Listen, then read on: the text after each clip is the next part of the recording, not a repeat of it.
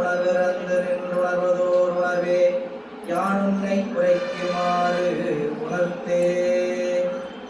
சக்கரவர்த்தி தவராசயோகி எண்ணம் மிக்க திருமூலனருள் மேவும் நாள் என்னாளோ.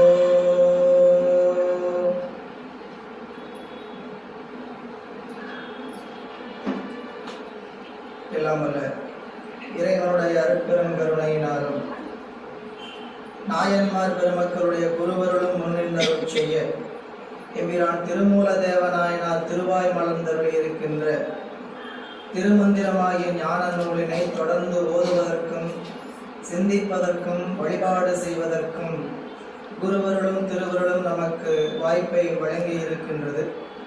அந்த வகையில் குருவருளையும் திருவருளையும் மனம் மொழி மெய்களால் வணங்கி அடியேனை சென்னரில் ஆற்றுப்படுத்திய ஆசிரிய பெருமக்களின் திருவடிகளையும் அருட்குருநாதர் ஐயா அவர்களின் திருவடிகளையும் மனம் மொழி மெய்களால் வணங்கி இஞ்ஞான சிந்தனையை சிந்திக்க எழுந்தருளி இருக்கக்கூடிய அத்தனை அன்பர் பெருமக்களின் திருவடி தாமரைகளுக்கும் பணிவான வணக்கங்களை உரித்தாக்கி இன்றைய சிந்தனையை நாம் சிந்திக்க முற்படலாம். அன்பர்களே, எம்பிரான் திருமூலதாய தேவநாயனார் திருவாய் மலர்ந்தருளி இருக்கின்ற திருமந்திரமாகிய இந்த ஞான நூலில் நாம் கடந்த வகுப்பில் முதல் தந்திரத்தில் 30 உபதேசம் என்கின்ற பகுதியில் 133 பாடல்களை நாம் நிறைவு செய்திருக்கின்றோம். இன்று சிந்திக்க வேண்டிய பாடல் 134வது பாடல், வரிசை 140 135வது பாடல், பக்கம் எண் 24. திருச்சிற்றம்பலம். ஆசிரியர் முதல் தந்திரத்தில் 30 உபதேசமாக மூலமுறை செய்த 3000 மந்திரம், மூலமுறை செய்த 300 மொழி, மூலமுறை செய்த 30 உபதேசம் என்கின்ற வகையில் இந்த 30 உபதேசத்துக்குள்ள இந்த நூலினுடைய பரப்பையெல்லாம் ஒருவாறு காட்டி இருக்கிறார் என்று உரையாசிரியர் சொல்கிறார். இந்த நூலுக்குள்ள என்ன இவர் வைத்திருக்கிறார் என்பதை முன்கூட்டியே நமக்கு காட்டுகிறார் என்று உரையாசிரியர் காட்டினார். அந்த வகையில் இன்றைக்கு 134வது பாடல் பாருங்கள். திருச்சிற்றம்பலம்.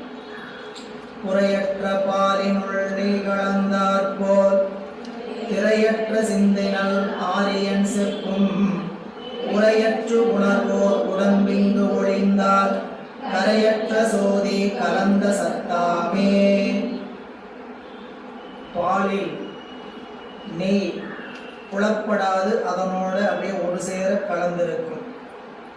அதுபோல இந்த உலகத்தில் உயிர் உடம்போடு கூடியிருக்கிற நிலையிலிருந்து மீண்டும் அருள் பெற்ற பிறகு இறைவனோடு கலக்கின்ற அன்றைக்கு வெளிப்படாமல் இறைவனுடைய பேரறிவுள் தன் சிற்றறிவை அடக்கி கொண்டு இருக்கும் அப்படின்னு நமக்கு காட்டுகிறார். அந்த வகையில புறையற்ற பால், குறையற்ற பால் என்னதுங்க? குற்றமில்லாத பால். குறை என்றால் குற்றம், குற்றமற்ற பாலினுள். பாலில் குற்றம் இருந்ததுன்னா உடனே அது திரிஞ்சிடும். குற்றமில்லாத பாலில் நெய் கலந்து இருக்கும்போது அந்த பாலிலிருந்து நெய் பிரித்து வராதவாறு வேற்றுமையின்றி இருக்கும். அவருடைய அப்பர் பெருமான் விறகில் தீயினன் பாலில் படு நெய் போல் மறைய நின்றுடன் மாமணி சோதியான் உறவு கோல் நட்டு உணர்வு கயிற்றினால் முறைய முழுக வாங்கி கடைய முன்னிற்குமே அப்படின்னு சொல்லுவார். அதாவது இறைவன் நமக்கு வெளிப்படாமல் இருக்கிறான். வெளிப்படாமல்னா நம்மோட தான் இருக்கிறார், எல்லா இடத்திலும் நிறைந்திருக்கிறார். ஆனால் நமக்கு அந்த இருப்பை பிடிக்க முடியல, கண்டுபிடிக்க முடியல. இருப்பை நம்மளால கண்டறிய முடியவில்லை. ஏன் கண்டறிய முடியவில்லை? நாம ஒரு பொருளினால் கட்டுப்பட்டு இருக்கிறோம், பந்தமாயிருக்கிறோம். உலகம் என்கின்ற ஒன்றோடும் உடம்பு என்கின்ற ஒன்றோடு நம்ம என்ன எடுக்கிறோம்? கட்டுப்பட்டு இருக்கிறோம். இந்த கட்டுப்பட்ட நிலையிலிருந்து விடுபட்டால்தான் வெளியில என்ன நிகழுதுன்னு தெரியும். சிறைக்குள் இருக்கக்கூடிய ஒருவனுக்கு நாட்டில் என்ன நடக்கிறது என்று தெரியாது. சிறைப்பட்டவனுக்கு தன்னுடைய குடும்பம் எப்படி இருக்குது, ஊர் எப்படி இருக்கு, உலக செய்திகள் என்ன அப்படிங்கிறது சிறையில் இருக்கக்கூடியவனுக்கு அறிய முடியாது. அதுதான் அவனுக்கு தண்டனை. தண்டனை என்பது என்னன்னு கேட்டீங்கன்னா, உணவு கிடைக்கும். உணவு எவ்வளவு கிடைக்கும்? வயிறார சாப்பிட முடியுமா? உணவு கிடைக்கும். அச்சடித்து சோறு, பசிக்கிறதுனால அவ்வளவுதான், வேண்டாம்னால அவ்வளவுதான். அடுத்தது அளவு, அச்சடிச்ச சோறு, அவுன்ஸ் குழம்பு, இவ்வளவு சோறு வச்சு ஒரு கரண்டி குழம்பு ஊற்றணும். இதுதான் தண்டனை. நம்ம விருப்பப்பட்ட மாதிரிலாம் சாப்பிட்டுக்க முடியுமா? கொஞ்சம் சாம்பார் கொஞ்சம் கொடுங்க, ரசம் கொஞ்சம் கொடுங்க, பிடிச்சிருக்குது அப்படின்னு தனித்தனியாக கேட்டு வாங்கிலாம் சாப்பிட முடியுமா? அப்படின்னு வாங்கிட்டு போனால் வாங்கிட்டு போக வேண்டாம். அச்சடித்த சோறு, அவுன்ஸ் குழம்பு, வெந்துன்னு சொல்லக்கூடாது, வேகலைன்னு சொல்லக்கூடாது, எதுவும் சொல்லக்கூடாது. ஓடுறத அப்படியே சாப்பிடணும். அதுதான் தண்டனை. புறத்துல உலகத்துல என்ன நடக்குதுன்னாவது தெரியுமான்னு கேட்டா அதுவும் தெரியாது. வீட்டுல எப்படி இருக்கிறாங்க, ஊர் உலகம் எப்படி இருக்குது, இதெல்லாம் தண்டனை. அப்ப இது எப்ப இந்த காட்சி அவனுக்கு இந்த நிலை நீங்கினாத்தான் அவன் புறத்துல இருக்கக்கூடியதெல்லாம் அறிய முடியும். நாமளும் அப்படிப்பட்ட ஒரு சிறையில தான் அகப்பட்டு கிடக்கிறோம். எப்படிப்பட்ட சிறை? உடம்புங்கிற சிறை. இந்த உடம்புங்கிற சிறையை தாண்டி விடுபடுகிற நாட்கள்ல தான் இறைவன்கிற வியாபக பொருளோடு கலந்து நிற்போம். அதற்கு நம்மளுடைய அப்பர் சுவாமிகள் ஒரு ஓமை சொல்லுகிறார். எப்படி நின்னால் மறைந்து நிற்கக்கூடிய சோதியாகிய ஈசனை அறிய முடியும்? உறவு கோல் நட்டு உணர்வு கயிற்றினால் முருக வாங்கி கடைய முன்னுக்கும். அவனுக்கு நம்மளுக்கு என்ன கோல் இருக்கணும்? உறவுங்கிற கோலை சேர்த்தணும். நம்ம அன்புங்கிற உணர்வு கயிற்றினால் என்ன பண்ணணுங்க? அந்த விறகுலையோ அல்லது பால் பிரையாகிறதுக்காக செய்து அதை என்ன பண்ணணும்? கடையணும். முருக வாங்கி சரிங்களா? 2 சுத்து சுத்தணும். நெருப்பு வல்ல விட்டுட்டு போயாச்சு. 10 நாள் வந்தோம், பெருமான்கிட்ட கேட்ட, இறைவன்கிட்ட வேண்டுதலை கேட்டோம், நடக்கல, போயாச்சு. அப்படி இல்லை. இறைவனோடு ஒன்றுபட்டு உணர்வு கயிற்றினால் முருக வாங்கி கடைய பாலில் நெய்யும் விறகில் தீயும் கடைய முன் நிற்குமே. பாலில் விறகில் தீயினன் பாலில் படுநெய் போல். ஓமைக்கெல்லாம் ரெண்டுக்கும் வேறு வேறு ஆழம் சொல் விளக்கணும்னு கேட்டீங்கன்னா, விறகுல தீ அது கடைக்கோள் வச்சு கடைஞ்சோம்னா உடனே வெளியே வரும். உடனே என்னதுங்க? அதுக்கு பிரயத்தனப்பட்டு நல்லா முயற்சி பண்ணி தான் கடையணும். ஆனால் அது என்ன பண்ணணும்? அப்படி அடித்தாங்கன்னா நெருப்பு வரும். நான் பாலில் நெய் எடுக்கிறது அவ்வளோ எளிமையான வேலையா? பாலை உங்களுக்கு சொல்லணுமா? பாலை காய்ச்சி அதை ஆற வச்சு அதுக்கப்புறம் அதில் பெற போட்டு அதுக்காக கொஞ்சம் நேரம் தெரியறதுக்கு காலை நேரம் வரை நேரம் கொடுத்து மீண்டும் அதை எடுத்து அடித்து வெண்ணெய் எடுத்து வெண்ணெயை நெய்யாக்கி இவ்வளவு படிநிலை போய் தான் அந்த பெருமானை காண முடியும். முதல் நிலை யாருக்குன்னு கேட்டீங்கன்னா, பக்குவ நிலையில் இருக்கக்கூடிய ஞானிகளுக்கு. அவருக்கு எப்படின்னு கேட்டீங்கன்னா, அவங்களும் என்ன பண்ணணும்? விறகில் தீய போல பெருமான உணவு கையினால் கட்டி என்ன பண்ணணும்? கடையணும். அவங்களுக்கு ரொம்ப எளிமையான, அது எளிமை கிடையாது. அவங்களுக்கு இவ்வளவு படிநிலை இல்லை. உள்ளத்துல அகத்துல பெருமானை காணுகின்ற நினைப்பு வந்த போது உள்ளத்துல போய் பார்க்கணும்னு நினைச்சாங்கன்னா அவங்களால அறிவுக்குள்ள இறைவன் நிறைந்திருக்கிறான்னு பார்க்க முடியும், உலகத்துல இறைவன் நிறைந்திருக்கிறான்னு பார்க்க முடியும். நம்ம என்னென்ன படிநிலைக்கு போகணும் கேட்டீங்கன்னா, பாலை வாங்கி பாலை காய்ச்சி சூடை குறைச்சி பறையை போட்டு அதுக்கு பறையாகி தயிராகி தயிரை மோராக்கி மோரில் வெண்ணெய் எடுத்து வெண்ணெயை உருக்கி நெய்யாக்கி இத்தனை பக்குவப்படுத்தினால்தான் நம்ம அந்த பொருளை காண முடியும். எனவே முறையற்ற பாலினுள் நெய் கலந்தார் போல. இது எதுக்கு இந்த ஓமைன்னு கேட்டீங்கன்னா, பாலில் நெய் உண்டா இல்லையா? உண்டு. அது நம்ம கண்ணுக்கு தெரியுதா? இல்லை, அது விரவி கிடக்கிறது. அதுபோல இறைவன் பால் போலவும் ஆன்மாவினுடைய அறிவு நெய் போலவும் கலந்து நிற்கும். இறைவனிடத்தில் எப்படி கலந்து நிற்கும் கேட்டீங்கன்னா, திரையற்ற சிந்தையினால் ஆரியன் செப்பும் உரையற்று உணர்வோர் உடம்பெங்கு உழைந்தார். அதாவது ஞானாசிரியன் சொன்ன சொல்லை, ஞானாசிரியர் கூறிய உபதேசத்தை என்ன பண்ணணும்? திரையற்ற சிந்தையினால் ஆரியன் செப்பும். எப்படிப்பட்ட ஆரியன்? ஆரியன்னா ஆசிரியன். நூல்ல ஆசிரியன் இருக்குது, ஆரியனால் ஒன்றுதான், ஆசிரியனாலும் ஒன்றுதான். திரையற்ற சிந்தையுடைய ஆசிரியன் செப்பும். அவர் எப்படி இருக்கணும்? அவருக்கு திரை நீங்கி இருக்கணும். எந்த திரைங்க? மாயை கண்மங்கிற திரையெல்லாம் நீங்கி இருக்கக்கூடிய ஞானாசிரியரா இருக்கணும். அவரே அதில் அகப்பட்டு கிடந்தாருன்னா அவர் எப்படி நம்மளை விட்டு விடுவிக்க முடியும்?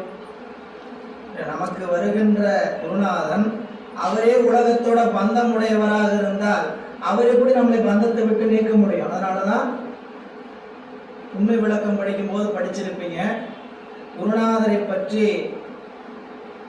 திருவதிகை மணவாசன் கடந்தார் மெய்கண்டாரை பற்றி சொல்லும் போது அவர் எப்படிப்பட்ட ஞானாசிரியர் யாருங்க? மெய்கண்டார் பொய்காட்டி பொய்யகற்றி போதானந்த பொருளாம் மெய் காட்டும் மெய் கண்டாய். நீயே மெய்யை காட்டுபவன், உனக்கு எப்படி காட்டுற தகுதி வந்துச்சுன்னு கேட்டா மெய்யை ஏற்கனவே நீ கண்டவன். எனவே திரையற்ற நல் சிந்தை ஆரியன் அப்படின்னா ஞானாசிரியருக்கு இந்த வினைகளாலும் கண்மத்தினாலும் அதாவது வினையினாலும் மாயையினாலும் பந்தம் வரக்கூடாது. அவர்களும் அதுல பந்தம் உருவார்கள் என்றால் அவர்கள் நம்மை அதை விட்டு நீக்க முடியாது. அப்ப அவர் அதுதான் நம்மளுக்கு எதிர் சொல்லும்போது சொன்னார், நீதியில்லா மன்னர் ராட்சியமும் நெற்றியிலே பூதியில்லா செய்தவமும் பூரணமாம் சோதி களலறியா ஆசானும் சுத்த விழல் எனவே நீத்துவிடு. இறைவனுடைய உணர்வை இறைவனுடைய இருப்பை உணர முடியாத ஆசிரியரோ குருநாதரோ நமக்கு வழிகாட்ட முடியாது. நமக்கு வழிகாட்டுபவர் அந்த வழியில ஏற்கனவே சென்று வழியை கண்டவராக இருக்கணும். இந்த ஊருக்கு போறதுக்கு வழி எப்படின்னு கேட்டீங்கன்னா அங்கிருந்து சொல்றவங்க எப்படிப்பட்டவங்களா இருக்கணும்? இந்த ஊர் பைய போனா அரூர் போகலாங்க அப்படின்னு சொல்றவராக இருக்கக்கூடாது. இப்படி போனீங்கன்னா நான் ஒரு அரை மணி நேரத்துக்கு அரூர் 18 கிலோமீட்டர் இருக்குதுங்க, போனா போயிடலான்ட்டு ஏற்கனவே பிரயாணம் பண்ணவர் சொல்லணும். அதை விட்டுட்டு இப்படிதான் பலக போட்டிருக்குது, இந்த பக்கம் போனீங்கன்னா போகலாம் அப்படின்னு யூகத்துல சொல்வது போலதான் குருநாதனுடைய ஞானாசிரியருடைய நிலை. எனவே இங்க திரையற்ற சிந்தை நல் ஆரியன் செப்பும், செப்பும் என்றால் உபதேசம். அந்த உபதேசத்தை பெற்ற நாம் எப்படி இருக்கணும்? உரையற்று உணர்வோம். உரையற்று உணர்வோம் அப்படின்னா வேற்றுமையற்று, அதாவது தன் அறிந்த சொல்லை குருநாதன் சொன்ன சொல்ல அலைவற்ற உள்ளத்தில் என்ன பண்ணணும்னு கேட்டீங்கன்னா வேற்றுமையற்று கலந்து நிற்குமாறு உணர்ந்து. இறைவன் எப்படி இருக்கிறார்? நம் அறிவுக்குள்ள இரண்டர நிற்கிறார். அதை குருநாதன் சொன்ன உபதேசத்தின் வாயிலால் தான் அறிவை அலைவாயாமல் வைத்து உள்ளே உணர முடியும். அப்படி உணர்ந்தால் சொல்ல வர செய்தி என்னன்னு கேட்டீங்கன்னா, செப்பும் ஆரியன் செப்பும் உரை அற்று அப்படின்னாங்க. உரை அவர் சொல்ற உபதேசத்தை மனம் அலைவற்று, அற்றுங்கிறதாங்க என்னன்னு கேட்டீங்கன்னா மனம் அலைவற்று அறிவு அலைவற்று உணர்ந்தார். அப்படி உணர்வோர் உடம்பிங்கு ஒளிந்தார். அவங்க இந்த உடம்பு இருக்கும்போது தான் குருநாதன் சொன்ன ஞானாசிரியர் சொன்ன உபதேசத்தை தன்னுடைய அறிவுக்குள் அறிவு அலைவாயாமல் உள்ளே உணர்வோர் உடம்பு இருக்கிற காலம் வரைக்கும் அப்படி இருப்பாங்க. உடம்பு நீங்கிய காலத்து உடம்பிங்கு ஒளிந்தார் கரையற்ற சோதி கலந்த சத்தாமே. என்ன ஆயிடுவாங்க? இறைவனை போல கரையற்ற சோதி, அது வியாபகம் இல்ல, எங்கும் கலந்திருக்கிற வியாபகம். அப்படிப்பட்ட கரையற்ற சோதியில நம் அறிவு சென்று அதனோடு கலக்கும் அப்படின்னார். இதை சொல்ல வந்த இடத்துல ஒரு குறிப்புரை என்ன சொல்றாருன்னு கேட்டீங்கன்னா, உரை அறுதலாவது. இப்போ உரையற்று உணர்வோன்னு சொல்றாரே, உரை அத்து போறதுன்னா என்னன்னு கேட்டீங்கன்னா, சொல்லாய் வேறு இல்லாது பொருளாய் உணர்வோடு ஒன்று நிற்றல். சரிங்களா? இப்போ பேச்சில் என்ன கிடக்குது அப்படின்னு ஒரு சொல்லுவாங்க. சரிங்களா? எதுக்கு சும்மா பேசிட்டு நீங்க செயல் செய்யுங்க. காரியம் ஒன்றே சிறந்த காரியம், செயல் செயல் ஒன்றே சிறந்த சொல். சும்மா பேச்சா வளவளம் பேசிட்டு இருக்காம அந்த செயலோடு ஒன்றி நிற்பது. இல்ல, காரியம் வேண்டும் காரணம் வேண்டாம், செயல் ஒன்றே சிறந்த சொல். இது ஒரு வழக்கு மொழிங்க. எனவே உலகத்தோடு ஒன்றுபட்டு இருக்கக்கூடிய நம் அறிவு, அந்த அறிவிலிருந்து நீங்கி ஞானாசிரியருடைய குருநாதருடைய உபதேசத்துல நம் மனம் அலைவற்று நின்று உணர்வோமானால் இந்த காயம் ஒளிந்த நாள் நாம் என்னாவோம்? கரையற்று எங்கும் கலந்திருக்கக்கூடிய சோதியாகி இறைவனுடைய இருப்போடு நாம் என்ன ஆயிடுவோம்? இரண்டர கலந்து அந்த சிவானந்தத்தை அனுபவிக்க இயலும் அப்படின்னு காட்டுகிறார். சத்தம் முதல் ஐந்தும் தன்வழித்தான் சாரின் சித்துக்கு சித்தின் அன்றே சேர்விடம் வேறு கொண்டோ சுத்த வெளியில் சுடரில் சுடச்சேரும் அத்தம் இது குறித்து ஆண்டுகொள் அப்பிலே. இங்க உலகம் என்பது அசித்து அறிவற்ற பொருள், ஜடம்.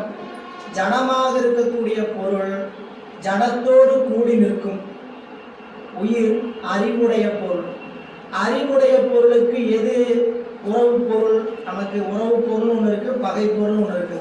எது உறவு பொருள்? நாம் யாரோட சேரணும், எப்படிப்பட்ட பொருளோட சேரணும் அப்படிங்க சொல்லும்போது அறிவு பொருள்.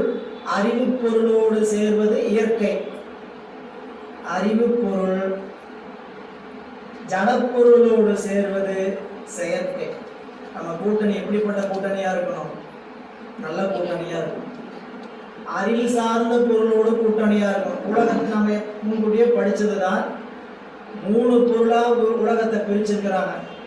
அறிவுடைய பொருள், அறிவற்ற பொருள். தொல்காப்பியர் பிரிச்சது 2 பொருள், அறிவுடைய பொருள், அறிவற்ற பொருள். உயர்திணை, அக்திணை. பின்னாடி தத்துவ நூல்களில் படிக்கும்போது படிச்சபோது பதி, பசு, பாசம். பதி தானாகவே அறிகின்ற பொருள், பசு அறிவிக்க அறிகின்ற பொருள், பாசம் அறிவித்தாலும் அறியாத பொருள். படிச்சோம் இல்லைங்களா? அப்ப இந்த 3 பொருள்ல நடுவில் இருக்கக்கூடிய பசுவாகிய நாம், உயிர்களாகிய நாம் எதனை சார வேண்டும்? அறிவுடைய பொருளாக இருக்கக்கூடிய இறைவனை சார வேண்டுமா, அறிவற்ற பொருளாக இருக்கக்கூடிய சடத்தோடு சார வேண்டுமா அப்படின்னா நாம் 2ஓடும் சார்ந்து நிற்கக்கூடிய நடுநிலை பொருள். 2 கெட்டான் நம்மளுக்கு பேர் இருதலை கொல்லி. சத்தோடு கூடிய வழி சத்தாயும் அசித்தோடு கூடிய வழி அசித்தாயும் இரு திறன் அறிவுள்ளது இரண்டல்ல ஆன்மா. 7ஆம் நூற்பாவுல ஆன்மாவினுடைய இலக்கணத்தை மெய்கண்டார் சொல்லும் பொழுது நாம் எப்படிப்பட்ட பொருள் கேட்டீங்கன்னா, யாவையும் சூனியம் சத்தெதிர். இறைவன் முன்பாக இந்த உலகம் விளங்கி தோன்றாது, சடப்பொருள் விளங்கி தோன்றாது. யாவையும் சூனியம் சத்தெதிர் ஆகலின் சத்தே அறியாது.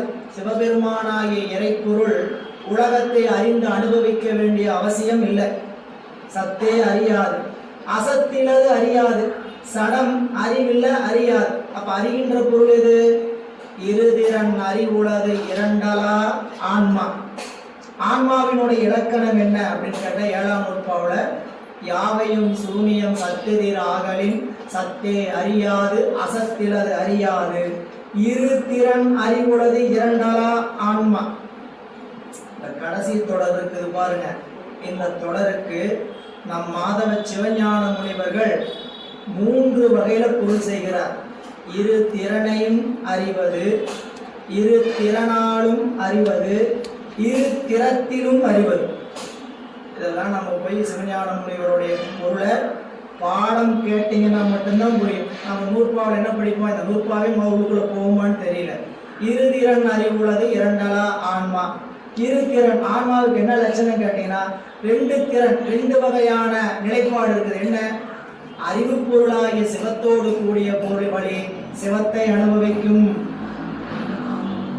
சடப்பொருளாகிய உலகத்தோடு கூடிய வழி உலகப் பொருளாகிய சடப்பொருளை அனுபவிக்கும். இப்படிப்பட்ட 2 திறமை உடையது ஆன்மா. இரு திறன் அறிவுள்ளது இரண்டலா ஆன்மா. 2ல என்னங்க ஆன்மா அப்படின்னு கேட்டா சத்தும் அல்ல அசத்தும் அல்ல. அப்ப என்னையா? சத சத்து. நாம யாருன்னு கேட்டீங்கன்னா நடுவில் நிற்கக்கூடிய இருதலை கொல்லி சத சத்து. சத்தும் அல்ல அசத்தும் அல்ல. ஏங்க சத்து தானே, நிலைப்பொருள் தானே, இறைவனை போல சத்தான பொருள் அல்ல. அப்ப சடம் சொல்லாமா? சடமும் அல்ல. இங்க அதை சொல்றார். சத்தம் முதல் ஐந்தும் தன்வழி தான் சாரி அப்படின்னா தத்துவங்களை பற்றி சொல்லுகிறார். சத்தம் முதல் அப்படின்னா சத்தம், ஓசை, ஓசை என்பது சத்தம், பரிசம், உருவம், நாற்றம் என்று சொல்லக்கூடிய 5. அதான் சொல்றார். சுவை, ஒளி, ஊறு, ஓசை, நாற்றம். அதை தத்துவ வழியா சொன்னோம்னா என்னன்னு கேட்டீங்கன்னா ஓசை, ஊறு, ஒளி, சுவை, நாற்றம். இந்த ஐந்தும் தன் வழித்தான் சாரி எங்கிருந்து தோன்றுச்சோ அங்கேயே ஒடுங்குது. எது எதுல போய் ஒடுங்கும் அப்படின்னு கேட்டீங்கன்னா, தத்துவம் படிச்சிருக்கோம். சத்தம் என்கின்ற ஓசை ஆகாயங்கிற பூதத்துல போய் ஒடுங்கும். பூதங்கள் தன்மாத்திரையில ஒடுங்கும். தன்மாத்திரை சென்று அகங்காரத்தில் ஒடுங்கும். அகங்காரம் புத்தியில் ஒடுங்கும். புத்தி சித்தத்தில் ஒடுங்கும். சித்தம் கலையில் ஒடுங்கும். கலை அசுத்தமாயில் ஒடுங்கும். இப்படி ஒடுக்கம் படிக்கணும். இந்த தத்துவ நூல்கள் படிக்கின்ற பொழுது படித்தவங்களுக்கு தெரியும். உண்மை விளக்கம் படிக்கும் போது படிச்சிருப்போம். தத்துவங்கள் தோன்றும் முறை, தத்துவங்கள் ஒடுங்கும் முறை. தத்துவங்கள் தோன்றும் முறை மற்ற நூல்லாம் சொல்லுவோம். உண்மை விளக்கம் மட்டும்தான் தத்துவங்கள் ஒடுங்குமுறை சொல்லிட்டு வரும். முதல் நமக்கு அறிமுகப்படுத்தும் போது எங்கிருந்து அறிமுகப்படுத்துவான்னு கேட்டீங்கன்னா, நிலம்னா என்ன, நீர்னா என்ன, நெருப்புனா என்ன, காற்றுனா என்ன, ஆகாயம்னா என்ன. எங்களுக்கு என்ன தெரியாதுங்களாங்க ஐயா. நான் உட்காந்துருக்கிறமே இதுதான் நிலம், இதான் வீசிட்டு இருக்குது, இதுதான் காற்று, இதான் குடிக்கிறமே இதுதான் தண்ணீர் அப்படின்னு இதுதானா அப்படின்னு கேட்டா, இதுவே நமக்கு காரிய பொருள் தான். இதுக்கு சூட்சும பொருள் இருக்கு. எனவே சத்தம் முதல் ஐந்தும் தன் வழி தான் சாரி அப்படின்னு நீங்க படிச்சீங்கன்னா அதுக்கு என்ன பொருள் செஞ்சுக்கணும்னு கேட்டீங்கன்னா, பூதங்கள் எல்லாம் தன்மாத்திரையில் சென்று ஒடுங்க, அப்படியே ஒடுங்கிட்டே போகும். அப்படி எல்லாம் ஒடுங்கிட்டு போனா கடைசியில எல்லாம் ஒடுங்கிய இடத்துக்கு பேர் என்ன? மாயை. மாயிலிருந்து தான் வருது. உங்களுக்கு இன்னைக்கு அந்த படம் உங்களுக்கு அனுப்பிச்சிருப்பேன். திருமந்திரம் குழுவில் உங்களுக்கு தத்துவத்தினுடைய படங்களை எல்லாம் எப்படி மாயையிலிருந்து எல்லாம் விரிந்து வருதுன்னு படித்திருப்போம், அனுப்பியிருப்பேன். நீங்கள் வீட்டில் போய் மீண்டும் அதை ஒரு முறை பாருங்க. என்னன்னு கேட்டீங்கன்னா, மற்ற தத்துவ நூல்கள் எல்லாம் ஆகாயம், அதாவது நிலம் நீரில் ஒடுங்கும், நீர் நெருப்புல ஒடுங்கும், நெருப்பு காற்றுல ஒடுங்கும், காற்று ஆகாயத்தில் ஒடுங்கும், மற்ற தத்துவங்கள் எல்லாம் சொல்லுகிறது. ஆனால் சைவ சித்தாந்தம் அப்படி சொல்லலை. நிலம் என்கின்ற பூதத்துல 5 பூதமும் உண்டு. நீருங்கிற பூதத்துல நிலங்கிற பூதம் மட்டும் நீங்க இருக்கும், மற்ற 4 பூதமும் உண்டு. நெருப்புங்கிற பூதத்துல நிலம் நீருங்கிற போக மற்ற 3 பூதமும் உண்டு. காற்றுங்கிற பூதத்துல காற்றும் ஆகாயம் மட்டும் இருக்கும், மற்ற 3 பூதமும் இருக்காது. ஆகாயங்கிற பூதத்துல ஆகாயங்கிற பூதம் மட்டும்தான் இருக்கும், மற்ற 4 பூதமும் இருக்காது. அதனாலதான் மணிவாசகர் பாரிடை 5ஆய் பறந்தாய் போற்றி நீரிடை அப்படின்னு சொல்லி 4ஆய் நின்றாய் போற்றின்னு சொன்னார்.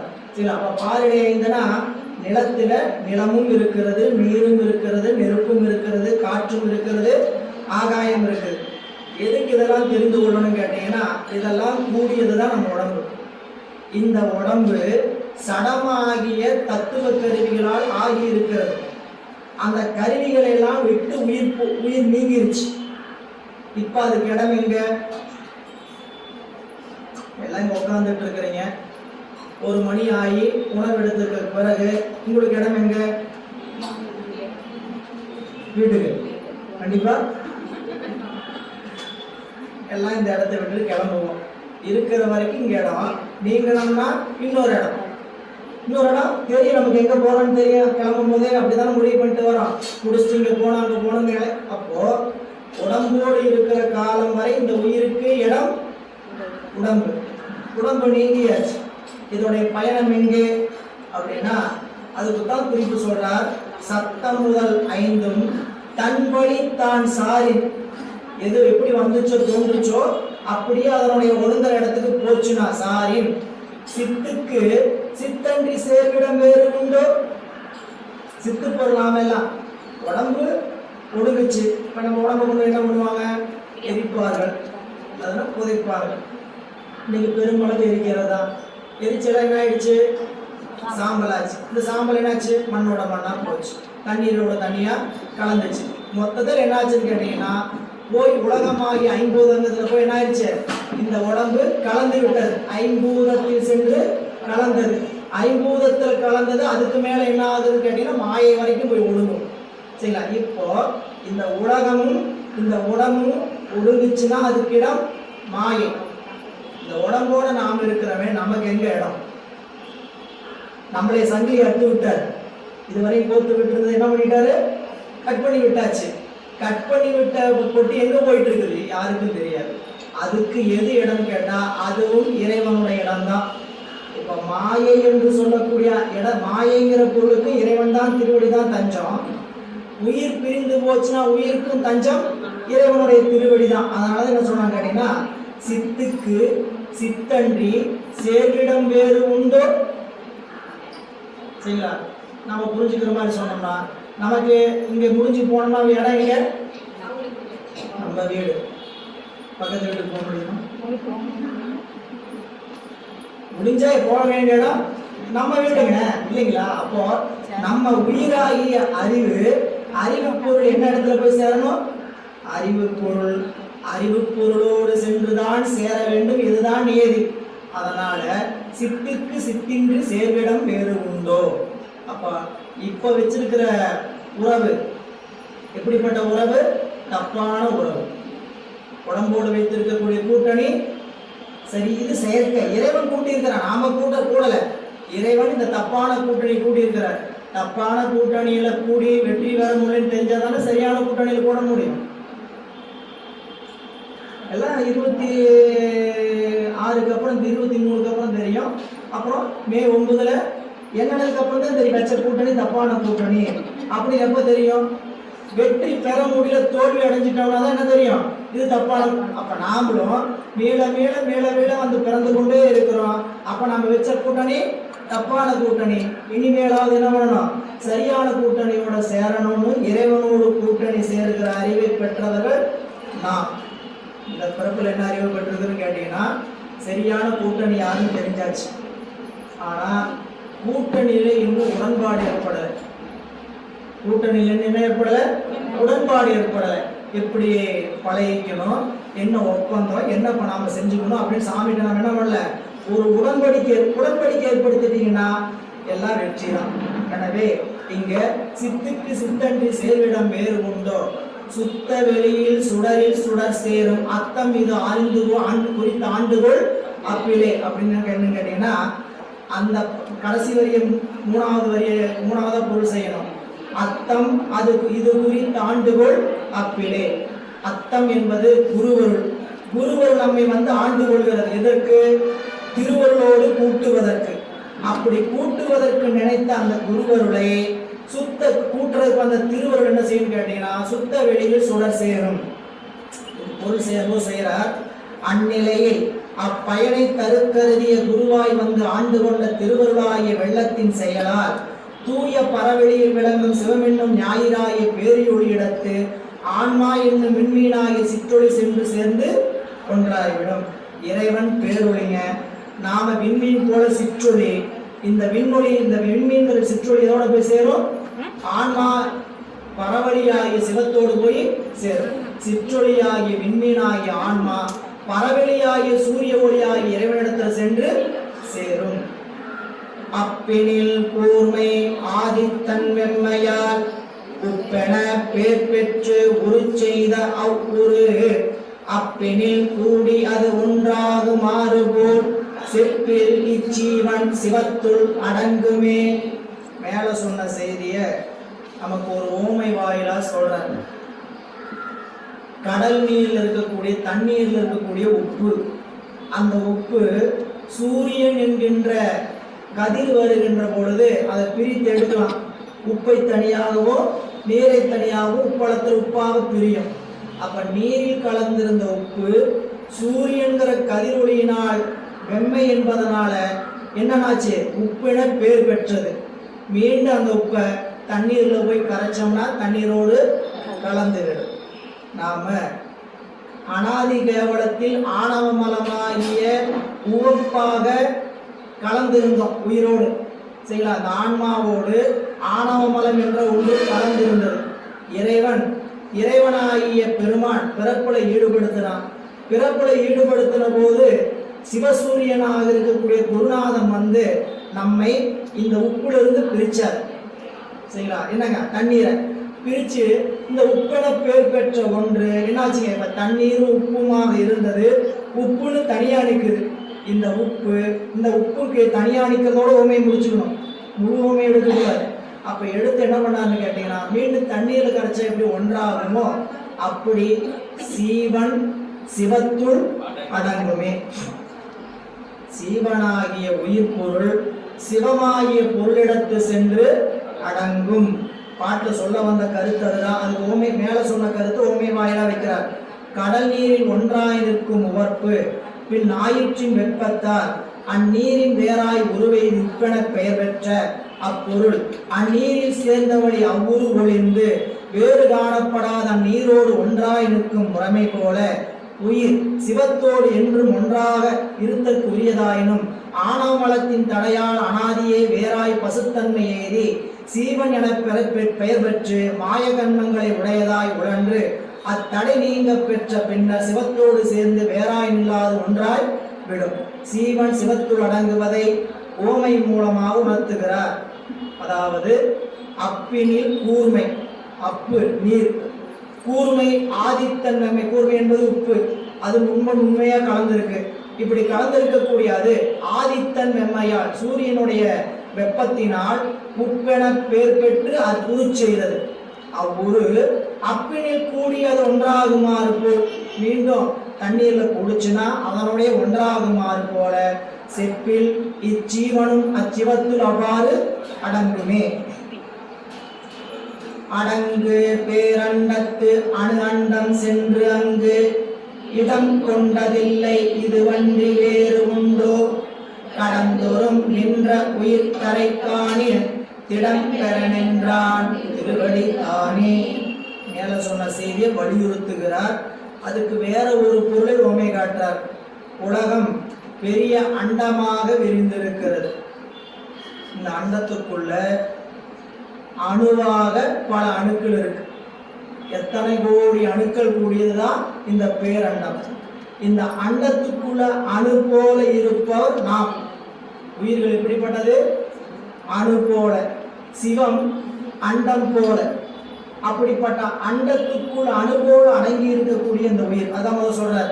அடங்கு பேரண்டத்து அணு அண்டம் சென்று அங்கு இடம் கொண்டதில்லை சொல்றார். எல்லா பொருளும் அடங்கி நிற்கும் இடமாகி அண்டம் என்னும் பேருரண்டையில் அணு என்னும் சிறியதோர் உருண்டை அடங்கி நிற்பதல்லது அதற்கு புறம்பாய் வேறிடத்தில் நிற்றல் இல்லை. அதாவது இந்த உலகங்க இப்போ எத்தனை உலகம் இருக்குது? 224 புவனங்கள் இருக்கிறது. இத்தனை புவனமும் சேர்ந்த பகுதிக்கு பேரு அண்டம் என்று பெயர், யூனிவர்ஸ். இந்த யூனிவர்ஸுக்குள்ள எத்தனையோ உலகங்கள் இருக்குது. இந்த உலகங்கள் எல்லாம் இந்த அண்டத்தை தாண்டி வெளியில் இருக்க முடியுமான்னு இருக்க முடியாது. அண்டம் என்பது பறந்து இருக்கக்கூடிய பெருவெளி. அந்த பெருவெளிக்குள்ள எத்தனையோ கூறுகளான உலகம் இருக்குது, எத்தனையோ கோள்கள் இருக்குது, எத்தனையோ விண்மீன்கள் இருக்குது. அதுக்கு கீழே அணுக்கள் இருக்குது. இவை அத்தனையும் எதுக்குள்ள அடங்கும்?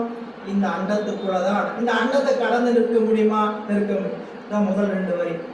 அது வண்டி வேறுண்டே கடந்தோறும் நின்ற உயிர். கடந்தோறும் அப்படின்னா பல வகை உடம்புகளை பெற்றிருக்கக்கூடிய உயிர்கள். அவையெல்லாம் திடம்பெற நின்ற திருவடிதானே. அதாவது பல வகை உடம்புகளை எடுத்து அவற்றின் அளவாய் நிற்கின்ற சிற்றுயிர்களுக்கு பிறவிக்கடலிலிருந்து நீங்கி அளமராது நிலைத்து நிற்கும் கரையை அடைவதாயின் அக்கரை என்றும் அளமரா இல்லாத ஒரு பெற்றியே நிற்பவனாகி சிவபெருமானார் திருவடியே அன்றி வேறு கிடையாது. இப்போ நம்ம புரிஞ்சுக்கிற மாதிரி வச்சுக்க. இந்த உலகத்துல எல்லாம் நாம் இருக்கிறோம்.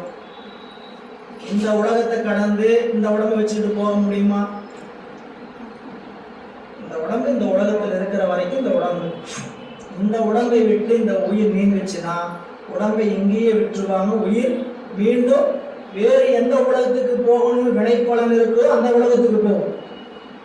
இந்த பிறவியில செய்த நல்வினை தீவினைக்கு இருப்ப எந்த இடத்துக்கு நம்ம இறைவன் செலுத்துவானோ அப்படி செலுத்துவான். அதுக்கு வேற உடம்பு.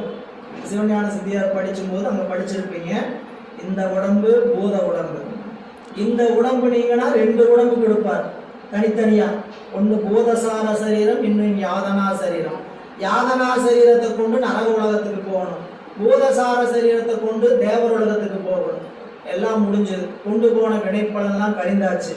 மீண்டும் அடுத்த பிறப்புக்கு என்ன பிறப்புக்கு செலுத்தலாங்கிறதுக்காக இறைவன் என்ன செய்வார்? சில காலம் காத்திருக்கலாம், உடனே வழங்கலாம்.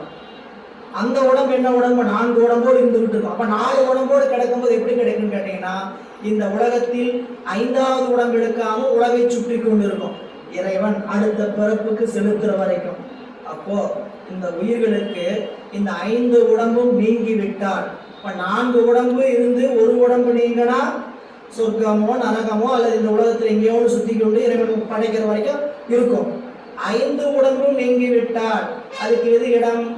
முன்னாடி சொன்ன மாதிரி சித்திற்கு சித்தன்றி சேர்விடம் வேறு உண்டோ, அது மாதிரி இங்க இடம் பெற நின்றான் திருவடிதானே. சிவபெருமானது திருவடியை தவிர உயிர்களுக்கு சென்றடையக்கூடிய இடம் வேறு ஒன்றும் இல்லைங்க. இல்லை, அதை அடுத்த பாடு இந்த விளக்கமாக நமக்கு காட்டுகிறார்.